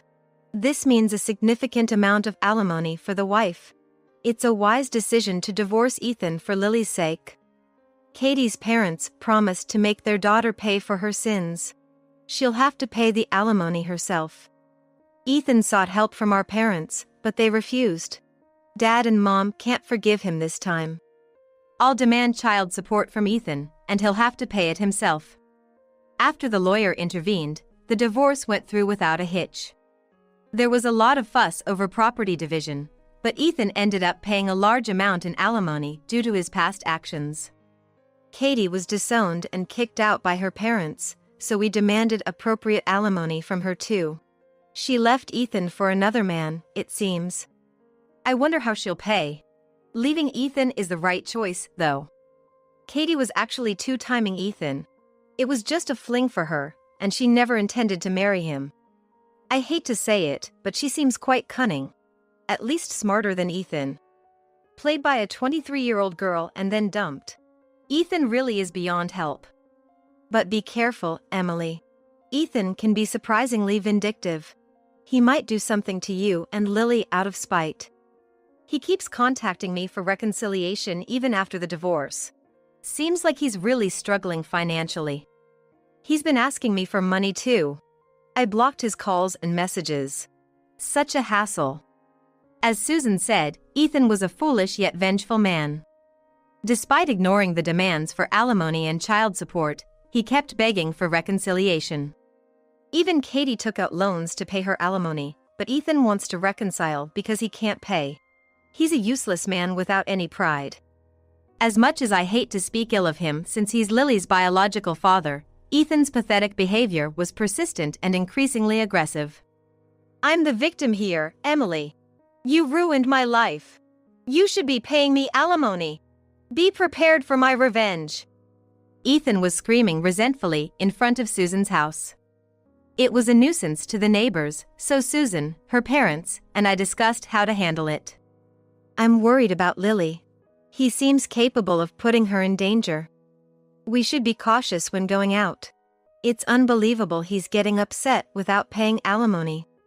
The thought of being subjected to Ethan's irrational resentment was frightening.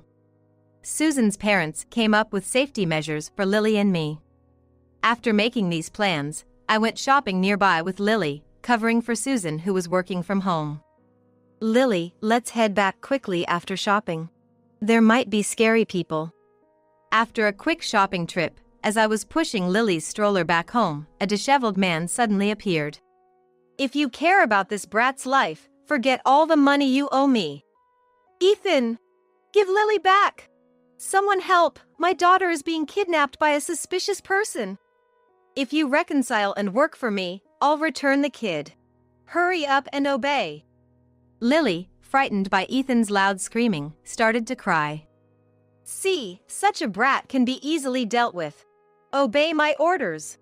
Withdraw the divorce. No way. Let Lily go. You're not a husband or a father, just trash. Ethan seemed desperate as I refused to comply. Passers-by, sensing something was wrong, discussed whether to call the police. The police will see I'm not at fault.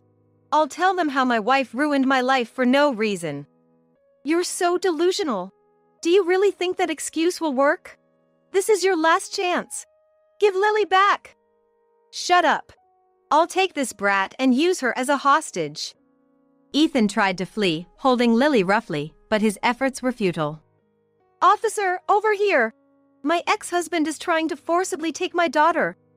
Several police officers intervened, and Ethan was arrested for attempted kidnapping. Lily wasn't hurt, and she stopped crying when I held her. Thank you. My ex-husband has been vengefully harassing us. No. We're still husband and wife. That was just a marital spat. This is overblown. When will you stop calling us husband and wife? It's over. The police are aware of that. You. Did you set me up with the police? Don't say such horrible things. Your parents advised talking to the police because of the danger. They were concerned for me and Lily. How low can you be? I'm not at fault. I just came to see my daughter. Witnesses to Ethan's excuses shook their heads in denial. The police grimaced at his transparent lies. Great father, using his daughter as a shield. And even his excuses are pathetic. Shut up. Being disowned and dumped by Katie, it's all your fault. Even involving the police. Ethan, displaying an incredibly disgraceful behavior, was unflinchingly detained and taken away by the police. Even in the patrol car, Ethan continued to shout, causing the police a great deal of trouble. I'm relieved Lily doesn't understand yet. With his attitude, he's causing trouble for the police too. It was good we consulted them. Susan rushed over, and we were briefly interviewed by the police, but it ended quickly. Susan was relieved Lily was safe. Lily, I'm so glad you're okay. Ethan, I won't forgive him this time. I'm cutting all ties, he's no longer my brother. I hope the police give him a hard time. I also let my guard down, thinking we'd be safe because it's our neighborhood. Thankfully, the police were keeping watch, so everything turned out okay. Ethan's parents must be shocked their disowned son was now in police custody. In the police station, Ethan keeps insisting he's not at fault, despite the evidence. Everything Ethan has done is recorded. It's clear he's at fault for the divorce. He always had a strong sense of victimhood. I remember Ethan complaining before that his parents favored you, Susan. Is that true? Our parents never played favorites. Ethan just always wanted to be special and hated losing but never put in the effort. I see. He was a bit childish at work too. I thought it was charming at first, but he started to pretend to be more mature, hoping a gentle person like you would change him, but his nature didn't change. He was oddly fixated on having a boy to brag about and play with. Now I realize he had no friends. With his personality, he wasn't the type to play well with others. While chatting and comforting Lily, we got a call from the police. They issued a restraining order against Ethan for Lily and me. Violating a restraining order is a clear crime. Ethan seems to have learned a little. He still won't pay alimony or child support, though. He should take responsibility for what he's sown. If he doesn't pay, it'll be subject to enforcement, right? Yes. He'll likely be an enforcement target soon. After my maternity leave, I returned to my job at the multinational company. I'm happy I can still be close with you after the divorce. Me too. I'm relieved we can talk like before. My parents are grateful too. Having you look after Lily is a big help. It lets me work with peace of mind. To give me a break, our parents suggested Susan and I grab coffee together. Lily is adored by my in-laws. As we were chatting about work and other updates, a familiar female voice approached us. It's Emily, right? Long time no see. How have you been? To my surprise, there was Katie, Ethan's former affair partner, holding hands with another man. The nerve of her to casually greet me. Hello. Thanks for everything back then. After that, I did some reflecting. I've been working and paying back the money. I'm dating this guy I met at work now. Really? Hard to keep track of how many boyfriends you've had. As Katie and her current boyfriend were leaving, she suddenly added, Oh yeah, about Ethan. I was walking in the night streets for work, and he started following me around. Super clingy and creepy, so I called the cops. Then Katie and her flashy boyfriend happily left. Susan and I exchanged a look and chuckled wryly. A 23-year-old former mistress creeped out and calling the cops on him. I can't forgive him, but Katie kind of delivered the final blow to Ethan. Getting the police involved again. Ethan, who hasn't paid alimony or child support, became a target for enforcement. He's struggling while juggling multiple part-time jobs to make the payments. Rumor has it that Ethan caused a scene at the place where Katie works. Katie ended up breaking up with her boyfriend after he found out about her involvement with Ethan. Ethan's causing police trouble for the third time, and Katie's broken up but pregnant. Ethan might be hopeless, but Katie will probably survive cunningly. Ethan lost his part-time jobs and became even more destitute. I plan to relentlessly pressure him to pay the alimony he owes, as it's entirely his own doing. My name is Susan Thompson.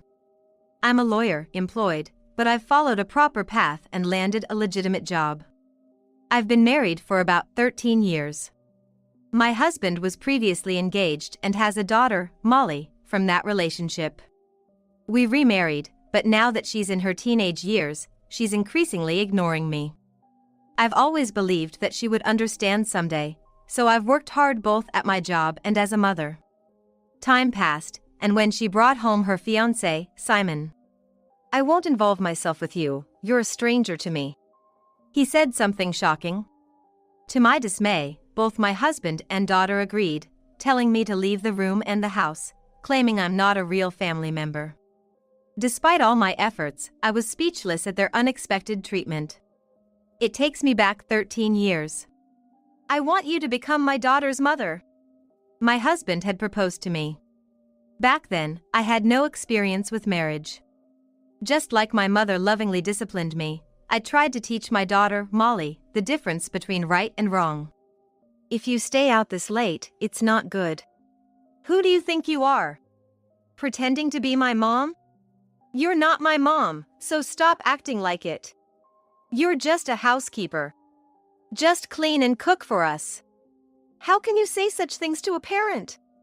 That's because you're not my parent. She retorted like that. I cooked for her, and she would frown at the table saying, "What's this?" It's meatloaf. I'd respond, thinking it's a dish young people would like. What? Can't you make anything else? It's like you only know one recipe. That's not true. Yesterday, I made chicken, and the day before that, fish. I wasn't in the mood for meatloaf today. She would leave and then come back with a burger. Meatloaf or a hamburger, aren't they similar? I thought so, but couldn't say anything. Yet, she always wanted more pocket money than usual. Hey, I need some money. I gave you some at the beginning of the month. What? That's not enough. My friends get way more. I get so little. I can't even hang out with my friends. If I get left out, it's all your fault. You're in middle school. I can't give you that much. I've discussed this with your dad. Ugh, always bringing up dad. A real mom would give me money on the sly. You're useless.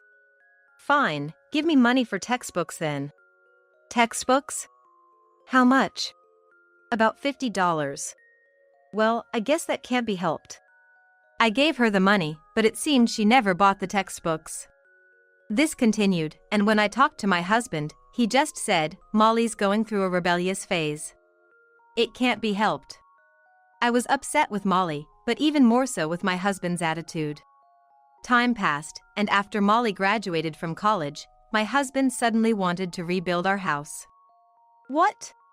We don't have that kind of money. We'll get a loan. A loan? We can't work for another 10 years.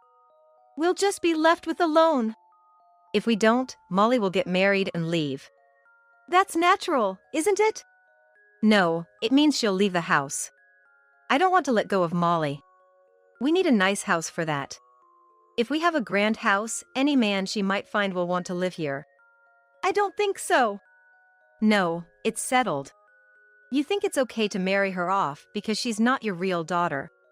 I absolutely disagree. We need to rebuild this house to keep Molly here. What about the remaining loan? If Molly gets married, the young couple can take it over. If they live here, they'll pay for it. Isn't that unfair? As long as we're working, we'll pay it. No problem there. But we can't keep our current salary forever. Enough. I've decided. Don't argue. This is not a discussion. It's decided. So, we ended up rebuilding the house, and Molly was thrilled when she heard about it. Really, Dad? Yes, really. I can't let a cute daughter like you live in such a shabby house. That's why we're building a new one. But there's a loan. We can't work forever. You'll end up with the loan. What? Dad, she's being annoying. She's trying to ruin my dream. See, Molly's fine with it. You don't need to say anything. You're making a fuss when my daughter is happy. This marriage was a mistake. How can you say that? In the end, they didn't care about my opposition, built the house, and soon after, Molly brought her fiancé home. And now, I'm being ousted as an unwanted person. Hey, how long are you planning to sit there? You're not her mom, so just leave already. Exactly. How slow can you be? Just go. Hearing them again, I snapped back to reality. Yes, right. I muttered, getting up to gather my things in the bedroom. Alone in the bedroom, packing my bags, tears started flowing. From the living room, I could hear the three of them chatting happily. Oh, so Simon is a lawyer, and he owns such a big office. That's impressive. Molly, you've caught yourself as an amazing man. Dad, please. Caught is such a harsh word. My apologies. It seemed my husband was reassured just knowing that Molly's fiancé was a lawyer. Indeed, a young lawyer like him would likely keep working and be able to pay off the house loan. And as a business owner, he must be earning far more than me, a mere employed lawyer. I see, so that's how it is, I thought to myself. Despite understanding, the pain of all my past efforts being shattered by the appearance of this fiancé was unbearable, and I struggled to pack my bags. Eventually, I managed to stuff my personal belongings into a suitcase and went back to the living room. I will leave now. What, you're still here? Don't bother announcing it. Just go. Simon might get upset. I informed them I'd return later for the rest of my things, and left the house.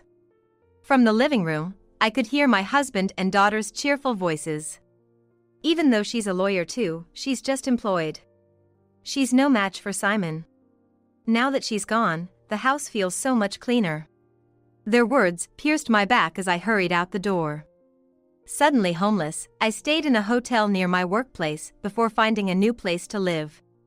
My new home felt empty, but it was far better than being with them. All the effort for such people. I feel sorry for myself, I thought. From now on, I will use my time and money for myself. With this mindset, I began to change my work and daily life. A month passed. I had gotten used to living alone. My husband contacted me. Perhaps it was about divorce. After all, we hadn't contacted a lawyer to start divorce process yet, so it was inevitable. But I hesitated to bring it up myself, so we had been separated for a month. However, the phone call was about something entirely different. Hey, the house loan hasn't been paid. To my surprise, my husband told me about the mortgage on our house, even though we live separately. That's because you haven't deposited money into the account. I did my part. Haven't you paid? Of course, I haven't. Why not? I don't live in that house anymore. Why should I pay the loan? We agreed to pay it together when we bought the house. That was if I lived there. Why would I pay for a loan on a house I don't live in? We're still married, so you should pay. You and Molly told me to leave. I left. I won't pay the loan anymore. We said leave, but we're not divorced. We might not be divorced yet, but we're separated. I can't be with you after what you said. Even so, we're still married. You have an obligation to pay. Unfortunately, you're the primary debtor of that house. And since I don't live there, I have no obligation to pay. Primary debtor? Yes, you're the owner and you live there. You should pay. Ugh. You have a lawyer, Molly's fiancé. Ask him if I'm wrong. But we decided to buy the house together. I opposed buying it. I said we couldn't afford the loan. But you insisted. What an unreasonable person. Won't you sacrifice for your family? For a family that loves me, yes. But you don't consider me family. Otherwise, you wouldn't have said those things. Besides, the young couple will eventually pay, right? Let them start now. He's a capable lawyer who runs his own firm. He must have the money. If he can pay, that is it. Of course, he can pay. He's a far more successful lawyer than you ever were. He earns way more than you could ever imagine. Well, that's good for you then. I just hope it doesn't hurt too much. What do you mean by that? You'll understand in time. Annoyed, he ended the call with, "What an insufferable woman." He had apparently assumed that Molly and her fiancé would marry soon and take over the loan. But even after 6 months, there was no news of their wedding. They were living together at his house, seemingly without contributing to household expenses or bills, essentially freeloading. Occasionally, he would call me, confused about their activities, as they would leave and return without explaining what they were doing. But such a situation couldn't last forever. 6 months later, he called me again, this time sounding desperate. Those two still aren't getting married. I see. They live together. I heard that the other day. Oh, that's right. They live together, but they don't contribute to the expenses at all. That's what you were complaining about the other day. If you want your living expenses to be included, you can just say so. Yeah, I guess so. You should just ask them to chip in. Yeah, well, I've been using my savings to cover everything. If it weren't for the loan, it would have been manageable, but paying the full loan amount is tough. Understandable. Still, I was able to get by as long as I got paid. I was barely able to get by, but... So what's the problem? Well, the company I worked for, went bankrupt. Oh, you knew. When it's in the news so much, it's hard not to know about it. His company had been involved in a fraud scandal, causing massive losses to their clients. The employees, unaware of the situation, were left unpaid and in chaos. So now, I can't even afford the living expenses. Maybe you should talk to Molly about it. I did. I told her everything, the company's bankruptcy, my dwindling savings, all of it. So what's the issue? When I asked them to contribute to the living expenses, they said they couldn't. I can't force them if they say they can't. Really? Molly might not be able to, but what about her boyfriend? He's a successful lawyer, isn't he? Apparently, Molly's been giving him some money because his business is struggling too. So neither of them can help with the expenses. Did you talk to her boyfriend directly? Yes, I did. Told him it's unreasonable not to pay anything for living together. Then Simon started yelling. He said since Molly wanted to live together, I should ask her for money, not him. And when he found out his business wasn't doing well, he got even more upset, saying it's unfair to ask him to pay under these circumstances. He even threatened to leave if I insisted on payment, and Molly, crying, tried to stop him. They ended up deciding to move out together. So now, I'm trying to manage on my own. Can you manage? No, I'm struggling to find work at my age. I see. I'm in trouble. So? But I still believe this is just temporary. In what way? Simon is a lawyer. If he gets clients, everything will be fine. The problem is just the lack of clients. I'm sure it'll pick up soon. You still believe that? Of course. That's why I'm calling you, despite the embarrassment. Can you lend me some money? I'm sure I'll be able to pay you back once things improve. I can't make such an impossible promise. But if Simon's law firm succeeds... That's not going to happen. Why would you say that? Because he's not a lawyer. What? How can you say that? What makes you believe he is a lawyer? Well, he said he's a lawyer, so he must be one, right? That's naive. Look.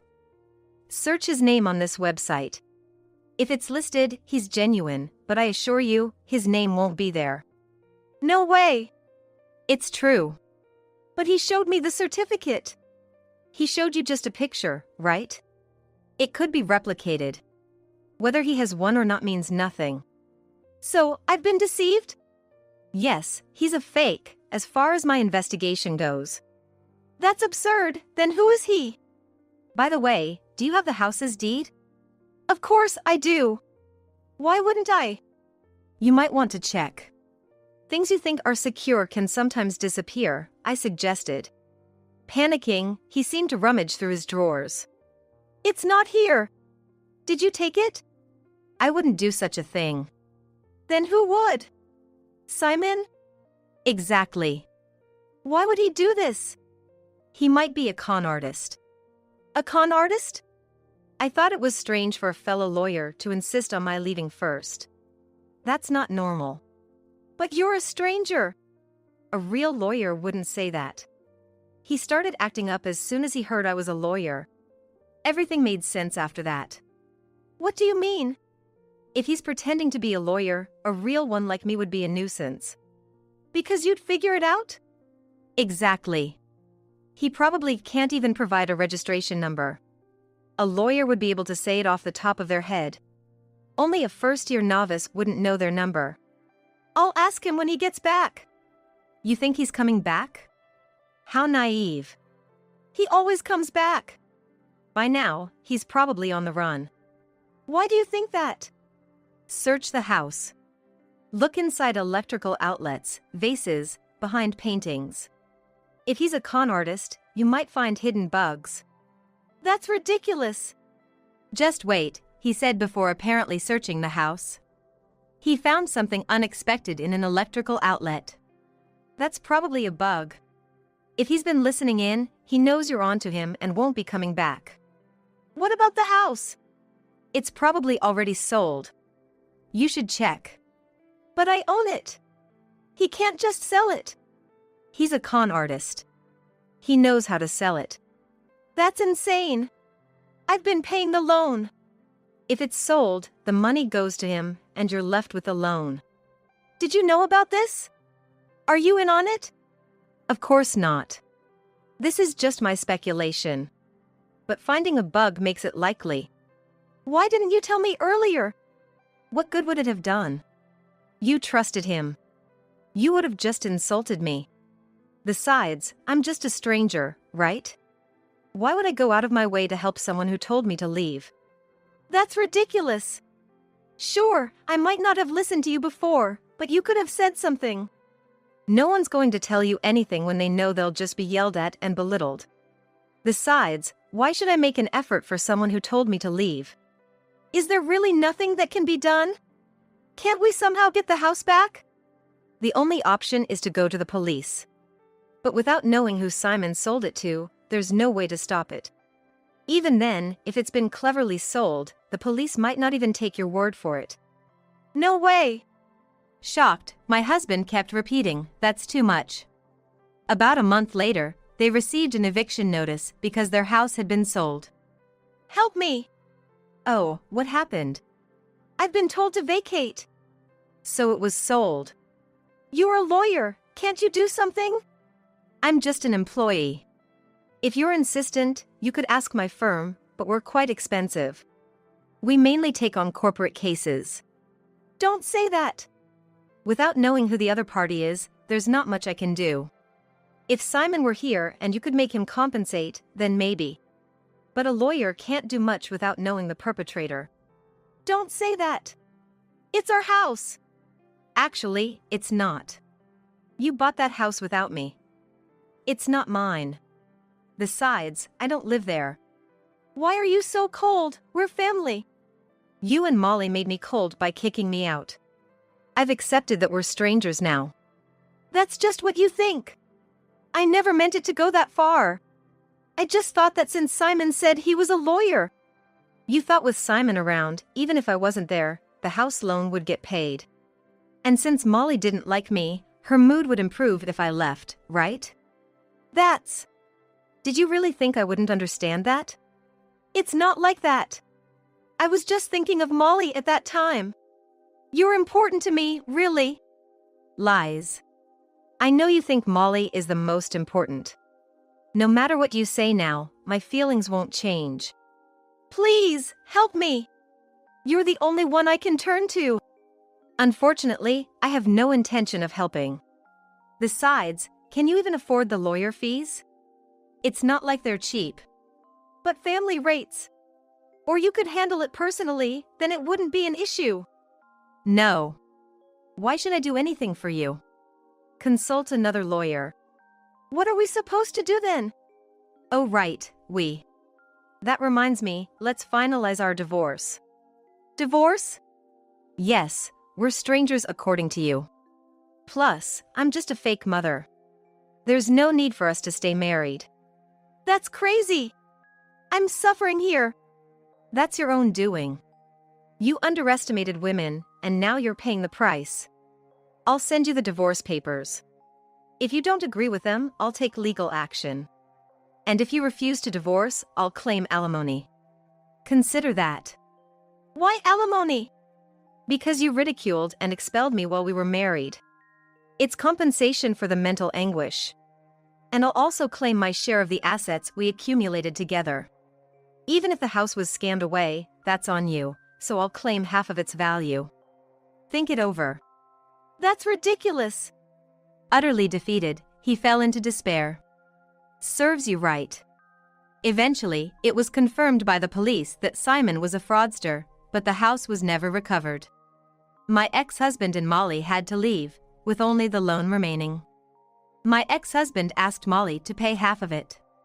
However, Molly, who is selfish by nature, yelled at her ex-husband, saying, "Why do I have to pay the loan when I don't even have a house?"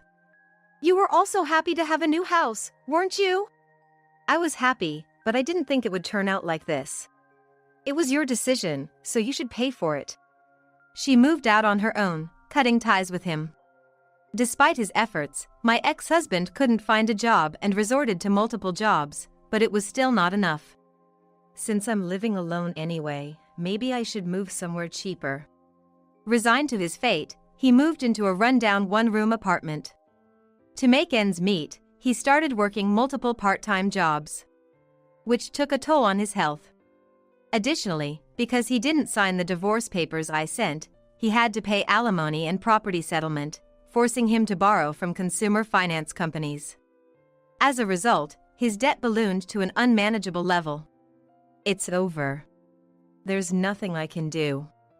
Ultimately, he chose to file for bankruptcy and is now living a bare minimum life. As for me, leaving that house was the catalyst for starting my own law firm. Now, I spend my days running around helping those in need, living a fulfilling life. Alright, everyone's presentations are done. Nick, the manager, said as he tried to move the discussion forward. Excuse me, I haven't. I recently found out something. Nick interrupted me and began to speak. There's apparently someone in this department who didn't graduate high school and is just a part-timer. Meetings should be for employees only. Absolutely right. His lackey, Mike, of course, agreed with Nick. I'm leaving. After leaving the meeting room, I started to shut down my computer. I noticed that an email had arrived, not in my personal inbox, but in the company's shared email. Thinking, there's no point in speaking up, no one will listen, I went home quietly. The next day, I heard a commotion from Nick's desk. He was staring at his computer screen, his face pale. Nick? Is something wrong? Mike looked at the screen with him. And he turned even paler than Nick. Why is he so angry? Knowing the reason for Mike's distress, I thought to myself, serves them right. My name is Adam. My mother passed away when I was in the 9th grade, and I was raised by my father. Well, you could hardly call it being raised. After my mother passed, my father changed. He drowned his sorrows in alcohol, and though he still went to work, he squandered our living expenses on horse racing. Because of that, I had to start working part-time as soon as I entered high school. Every month, I went to the convenience store with bills in hand that couldn't be auto-deducted from my father's account. Even though I endured it because I didn't want to be alone, I reached my limit in my second year of high school and dropped out. I found a live-in job at a distant inn. Thank you for everything. The day I left home, my father, still staring at the TV, spoke. Take care. That was our last conversation. Back then, 18 wasn't the age of majority, so I needed my father's permission to work, and I couldn't hide my place of employment. Yet, my father never visited me even once. I kept working just to survive, and before I knew it, I was 42. Years of hard work paid off, and I was transferred to the headquarters. I was thrilled to be recognized by the company, as I thought I'd be working in the field until retirement due to my lack of formal education. Listen up. Our work can change the future of our employees. Don't drag us down. On my first day after the transfer, Nick, dressed in an expensive suit, spoke sternly. There was a reason for this. Our inn was located in a prominent tourist destination, known so well that everyone in the state could sing its commercial jingle. At its peak, we had 5 locations within the state. But that was long ago. Due to financial difficulties and aging facilities, only the place where I had worked for many years and the original establishment remained. I was prepared to lose my job anytime, but now there was a glimmer of hope. With the rise of social media, the tourist area where the inn was located started gaining attention again. Depending on how hard the sales department, where I was transferred, worked, we could either thrive or be forced to give up this prime location to the new hotel chains continuously popping up. For Nick, who had switched careers from another industry to strengthen our sales, this was a battle he couldn't afford to lose. I understood why he had to be strict. I will do my best. Nick sneered at my enthusiastic declaration. Did you not hear what I said? I'm sorry. I thought I was listening carefully. Out of habit from years of customer service, I apologized reflexively, though I had no idea what had offended him. Someone was watching me with a smirk. In this department, there are those who are expected to excel and those who have been shoved here because they have nowhere else to go. You are the latter. It was Mike, the section chief. He's 7 years younger, at 35. But he was called to headquarters much earlier than I was and had been moving around within the headquarters ever since. I'm not jealous, but I can't accept that he's my boss. Graduating from a prestigious university, he has an unusually high pride and caused many problems as a newbie, making things very difficult for me when I was the front desk leader. When I found out Mike was transferred to the sales department a month before me, I was disheartened. Mike is right. With just a middle school diploma, there's not much you can do.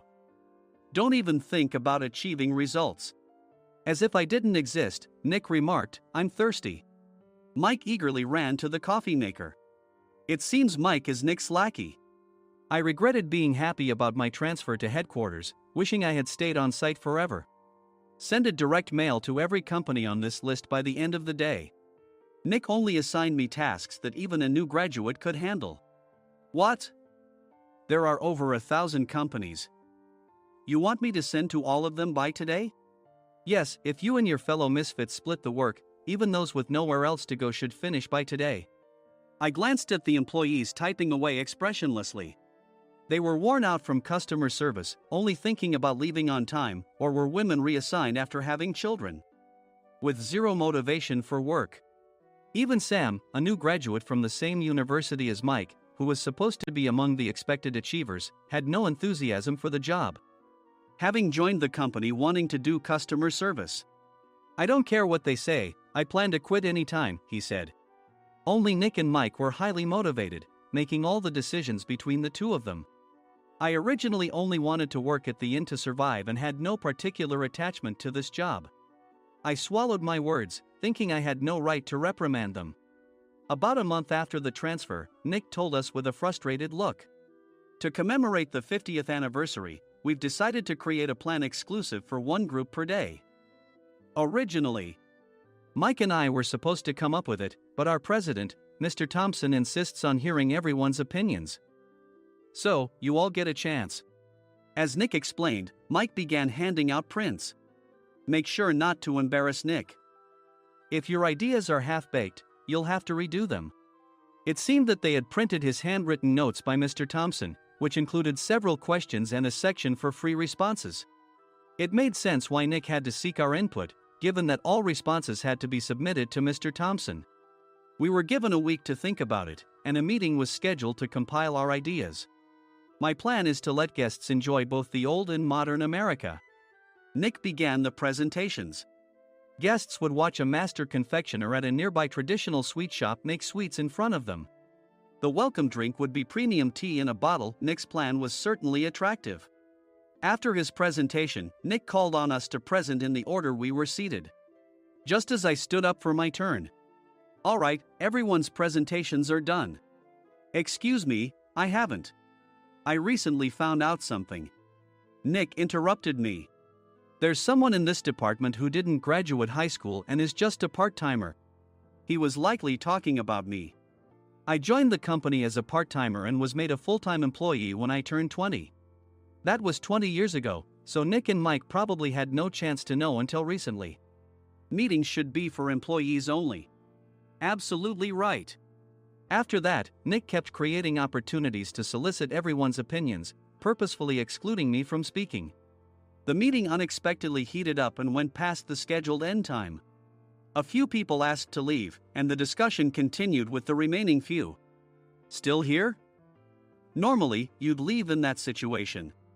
Though I had no attachment to the job initially, hearing kind words from customers made me want to make them happier.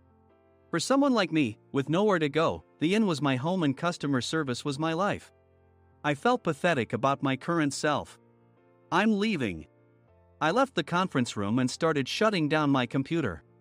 I noticed an email had arrived, not in my personal inbox, but in the company's shared email. Thinking no one would listen to what I had to say anyway, I quietly went home. The next day, while preparing the DM as instructed, I heard a commotion from Nick's desk. In his haste to stand up, he hit his knee on the desk. He stared at his computer screen, his face pale. "Nick!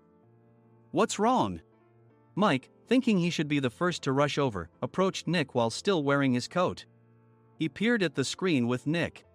And he turned even paler than Nick. Why is he so angry? Who is responsible for this company? Nick, more irritated than ever, asked, and Mike answered without checking. Probably Sam.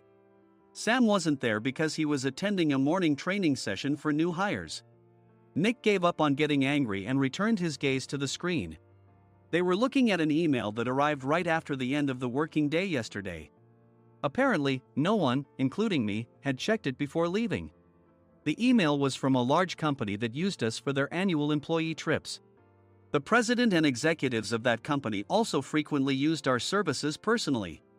President of the company, Mr. Mason himself, had declared that neither he nor his company would ever use our services again. Well, some companies cancel their employee trips or stop using our services due to financial struggles. Let's just move on.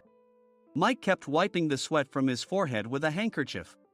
Knowing why Mike was so agitated, I quietly watched their interaction.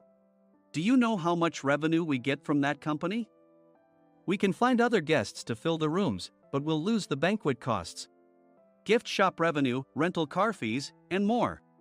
Moreover, the gifts were supposed to be prepared by the traditional confectionery shop involved in Nick's proposed plan.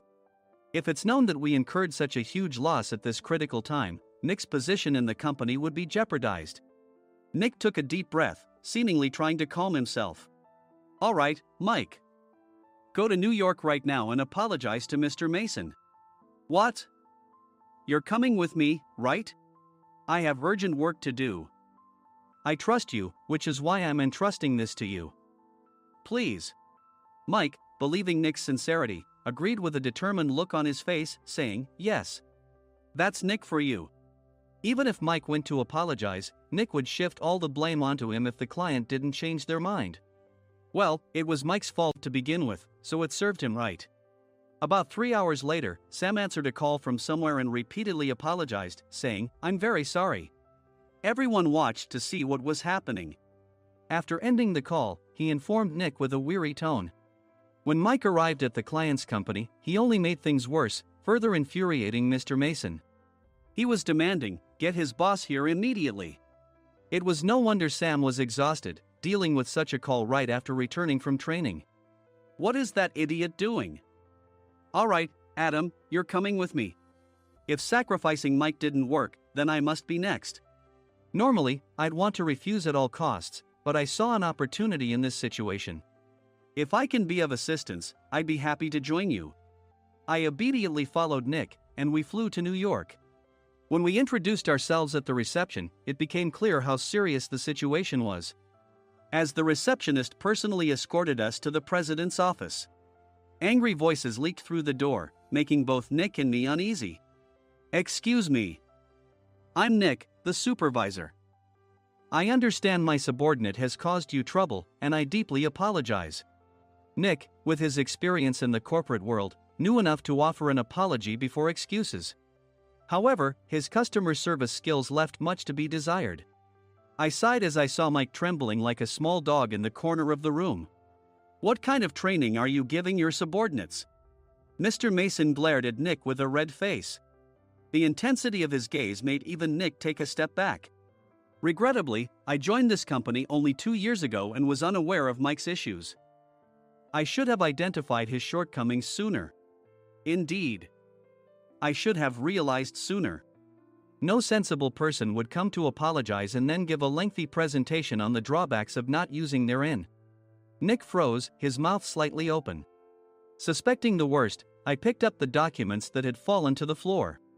It seemed Mike hastily prepared these documents on the plane, listing the disadvantages.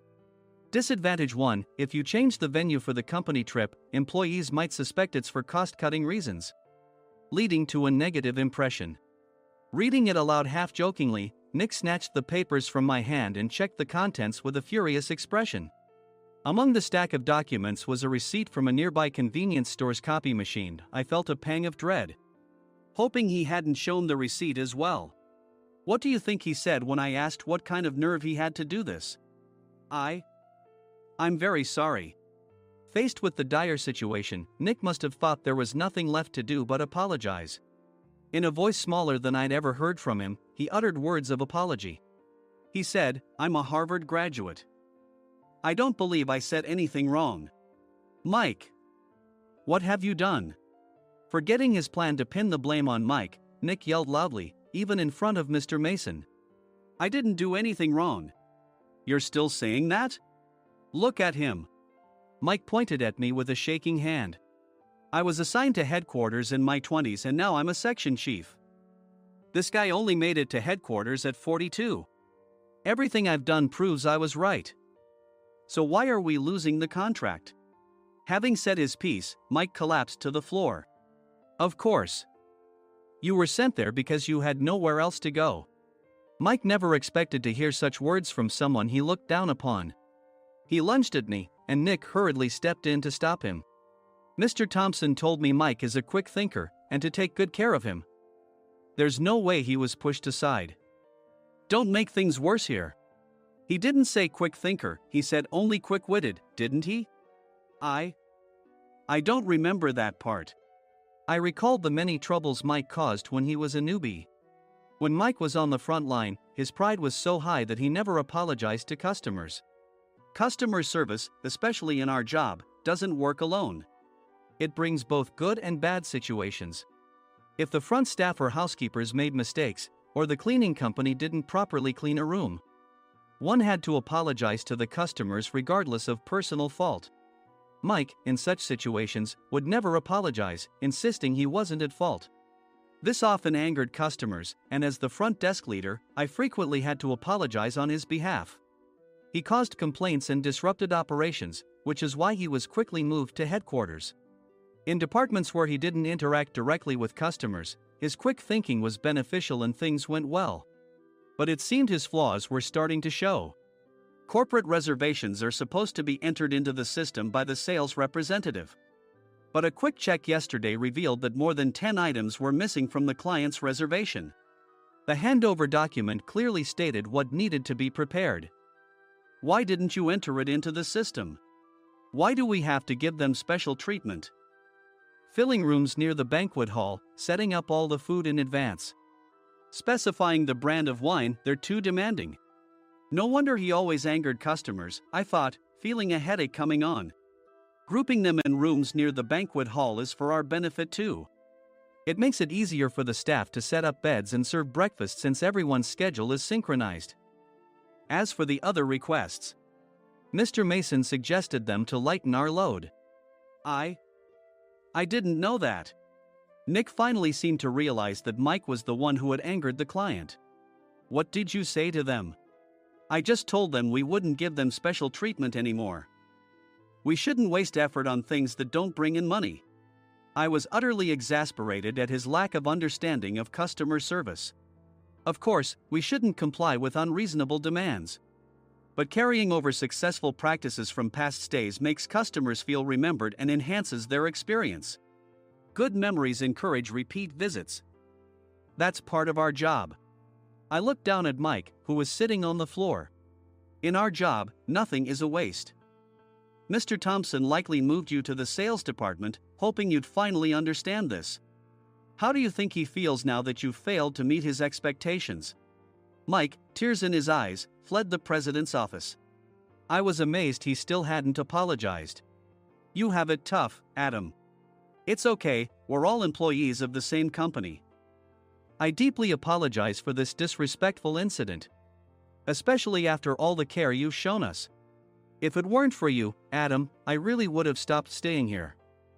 When I heard you were moving to the sales department, I was willing to reconsider if you handled it. Seeing us talk so amicably, Nick's face contorted. Do you two know each other? Adam's service is excellent. I always requested him specifically. Normally, we don't accept specific staff requests, but we made an exception for Mr. Mason, adjusting my shifts accordingly. He had personally stayed at our hotel just before my transfer, and during casual conversation, I mentioned, "I'm moving to the sales department soon." If I hadn't told him then, things could have been much worse. "Please continue to take care of us. I look forward to it." On the return flight, Nick awkwardly offered me a can of beer. It's still working hours. Of course, I had no intention of forgiving him for a single beer. Nick might try to pin everything on Mike and avoid any consequences. While pondering this, a startling fact came to light. "Nick, the tea bottles for the plan have arrived." I handed Nick a bottle labeled with our inn's name. "They look good." "What are you talking about?" "These are plastic bottles. I had assumed we would use the trendy, high-end bottling tea. But what arrived were ordinary plastic bottles of tea with customized labels. The only unique aspect was the label, which had the inn's name, making it look customized. Upon further investigation, I discovered that a substantial amount of money was set to be paid to the tea company. It was priced like bottling tea. Does this plastic bottle really cost $100 each? The tea inside is specially blended for us. The extra cost is for that. Wouldn't it be better to use another tea company? Or is there a specific reason we must use this one? As Nick continued to make excuses, I showed him a printed email. I informed the tea company's president, Mr. Mitchell, that we discovered irregular payments and he confessed. He said you two were high school classmates and planned to split the extra money. That idiot. Why did he confess? That's not important. You should worry about yourself, this could turn into a police matter. Opening the bottle cap, I suggested. How about calming down with this tea? It supposedly has a relaxing effect. Nick drank the tea frantically. In the following days, decisions were made about their fates. Mike was reassigned to the General Affairs Department, with no chance of transfer or promotion, as per Mr. Thompson's orders. As for Nick, since the payment to the tea company hadn't yet been made, he narrowly avoided legal trouble. Instead, he was encouraged to leave the company, and to avoid further complications, Nick submitted his resignation. Rumor has it that connections between HR departments have made it difficult for him to find new employment. Even though it was good to have those two gone, something unexpected happened in the sales department. Everyone became motivated and united in refining the 50th anniversary plan. In the end, my plan was adopted. We collaborated with the Tourist Information Center to provide personalized guides. The plan, tailored to the number of guests, was truly special for the 50th anniversary. "Hey, is Adam's family coming to stay?" I immediately booked that special plan for my family. Sam noticed it on the reservation list and quickly picked up on it. "Yes, I'm inviting my father." "That's great. I might invite my parents too." I lacked the courage to face my father just as Adam. But here, with the confidence Mr. Mason praised, I felt ready. The 50th anniversary plan was a perfect opportunity to reconnect with my father. I hoped to bring back the days when we could laugh together as we once did.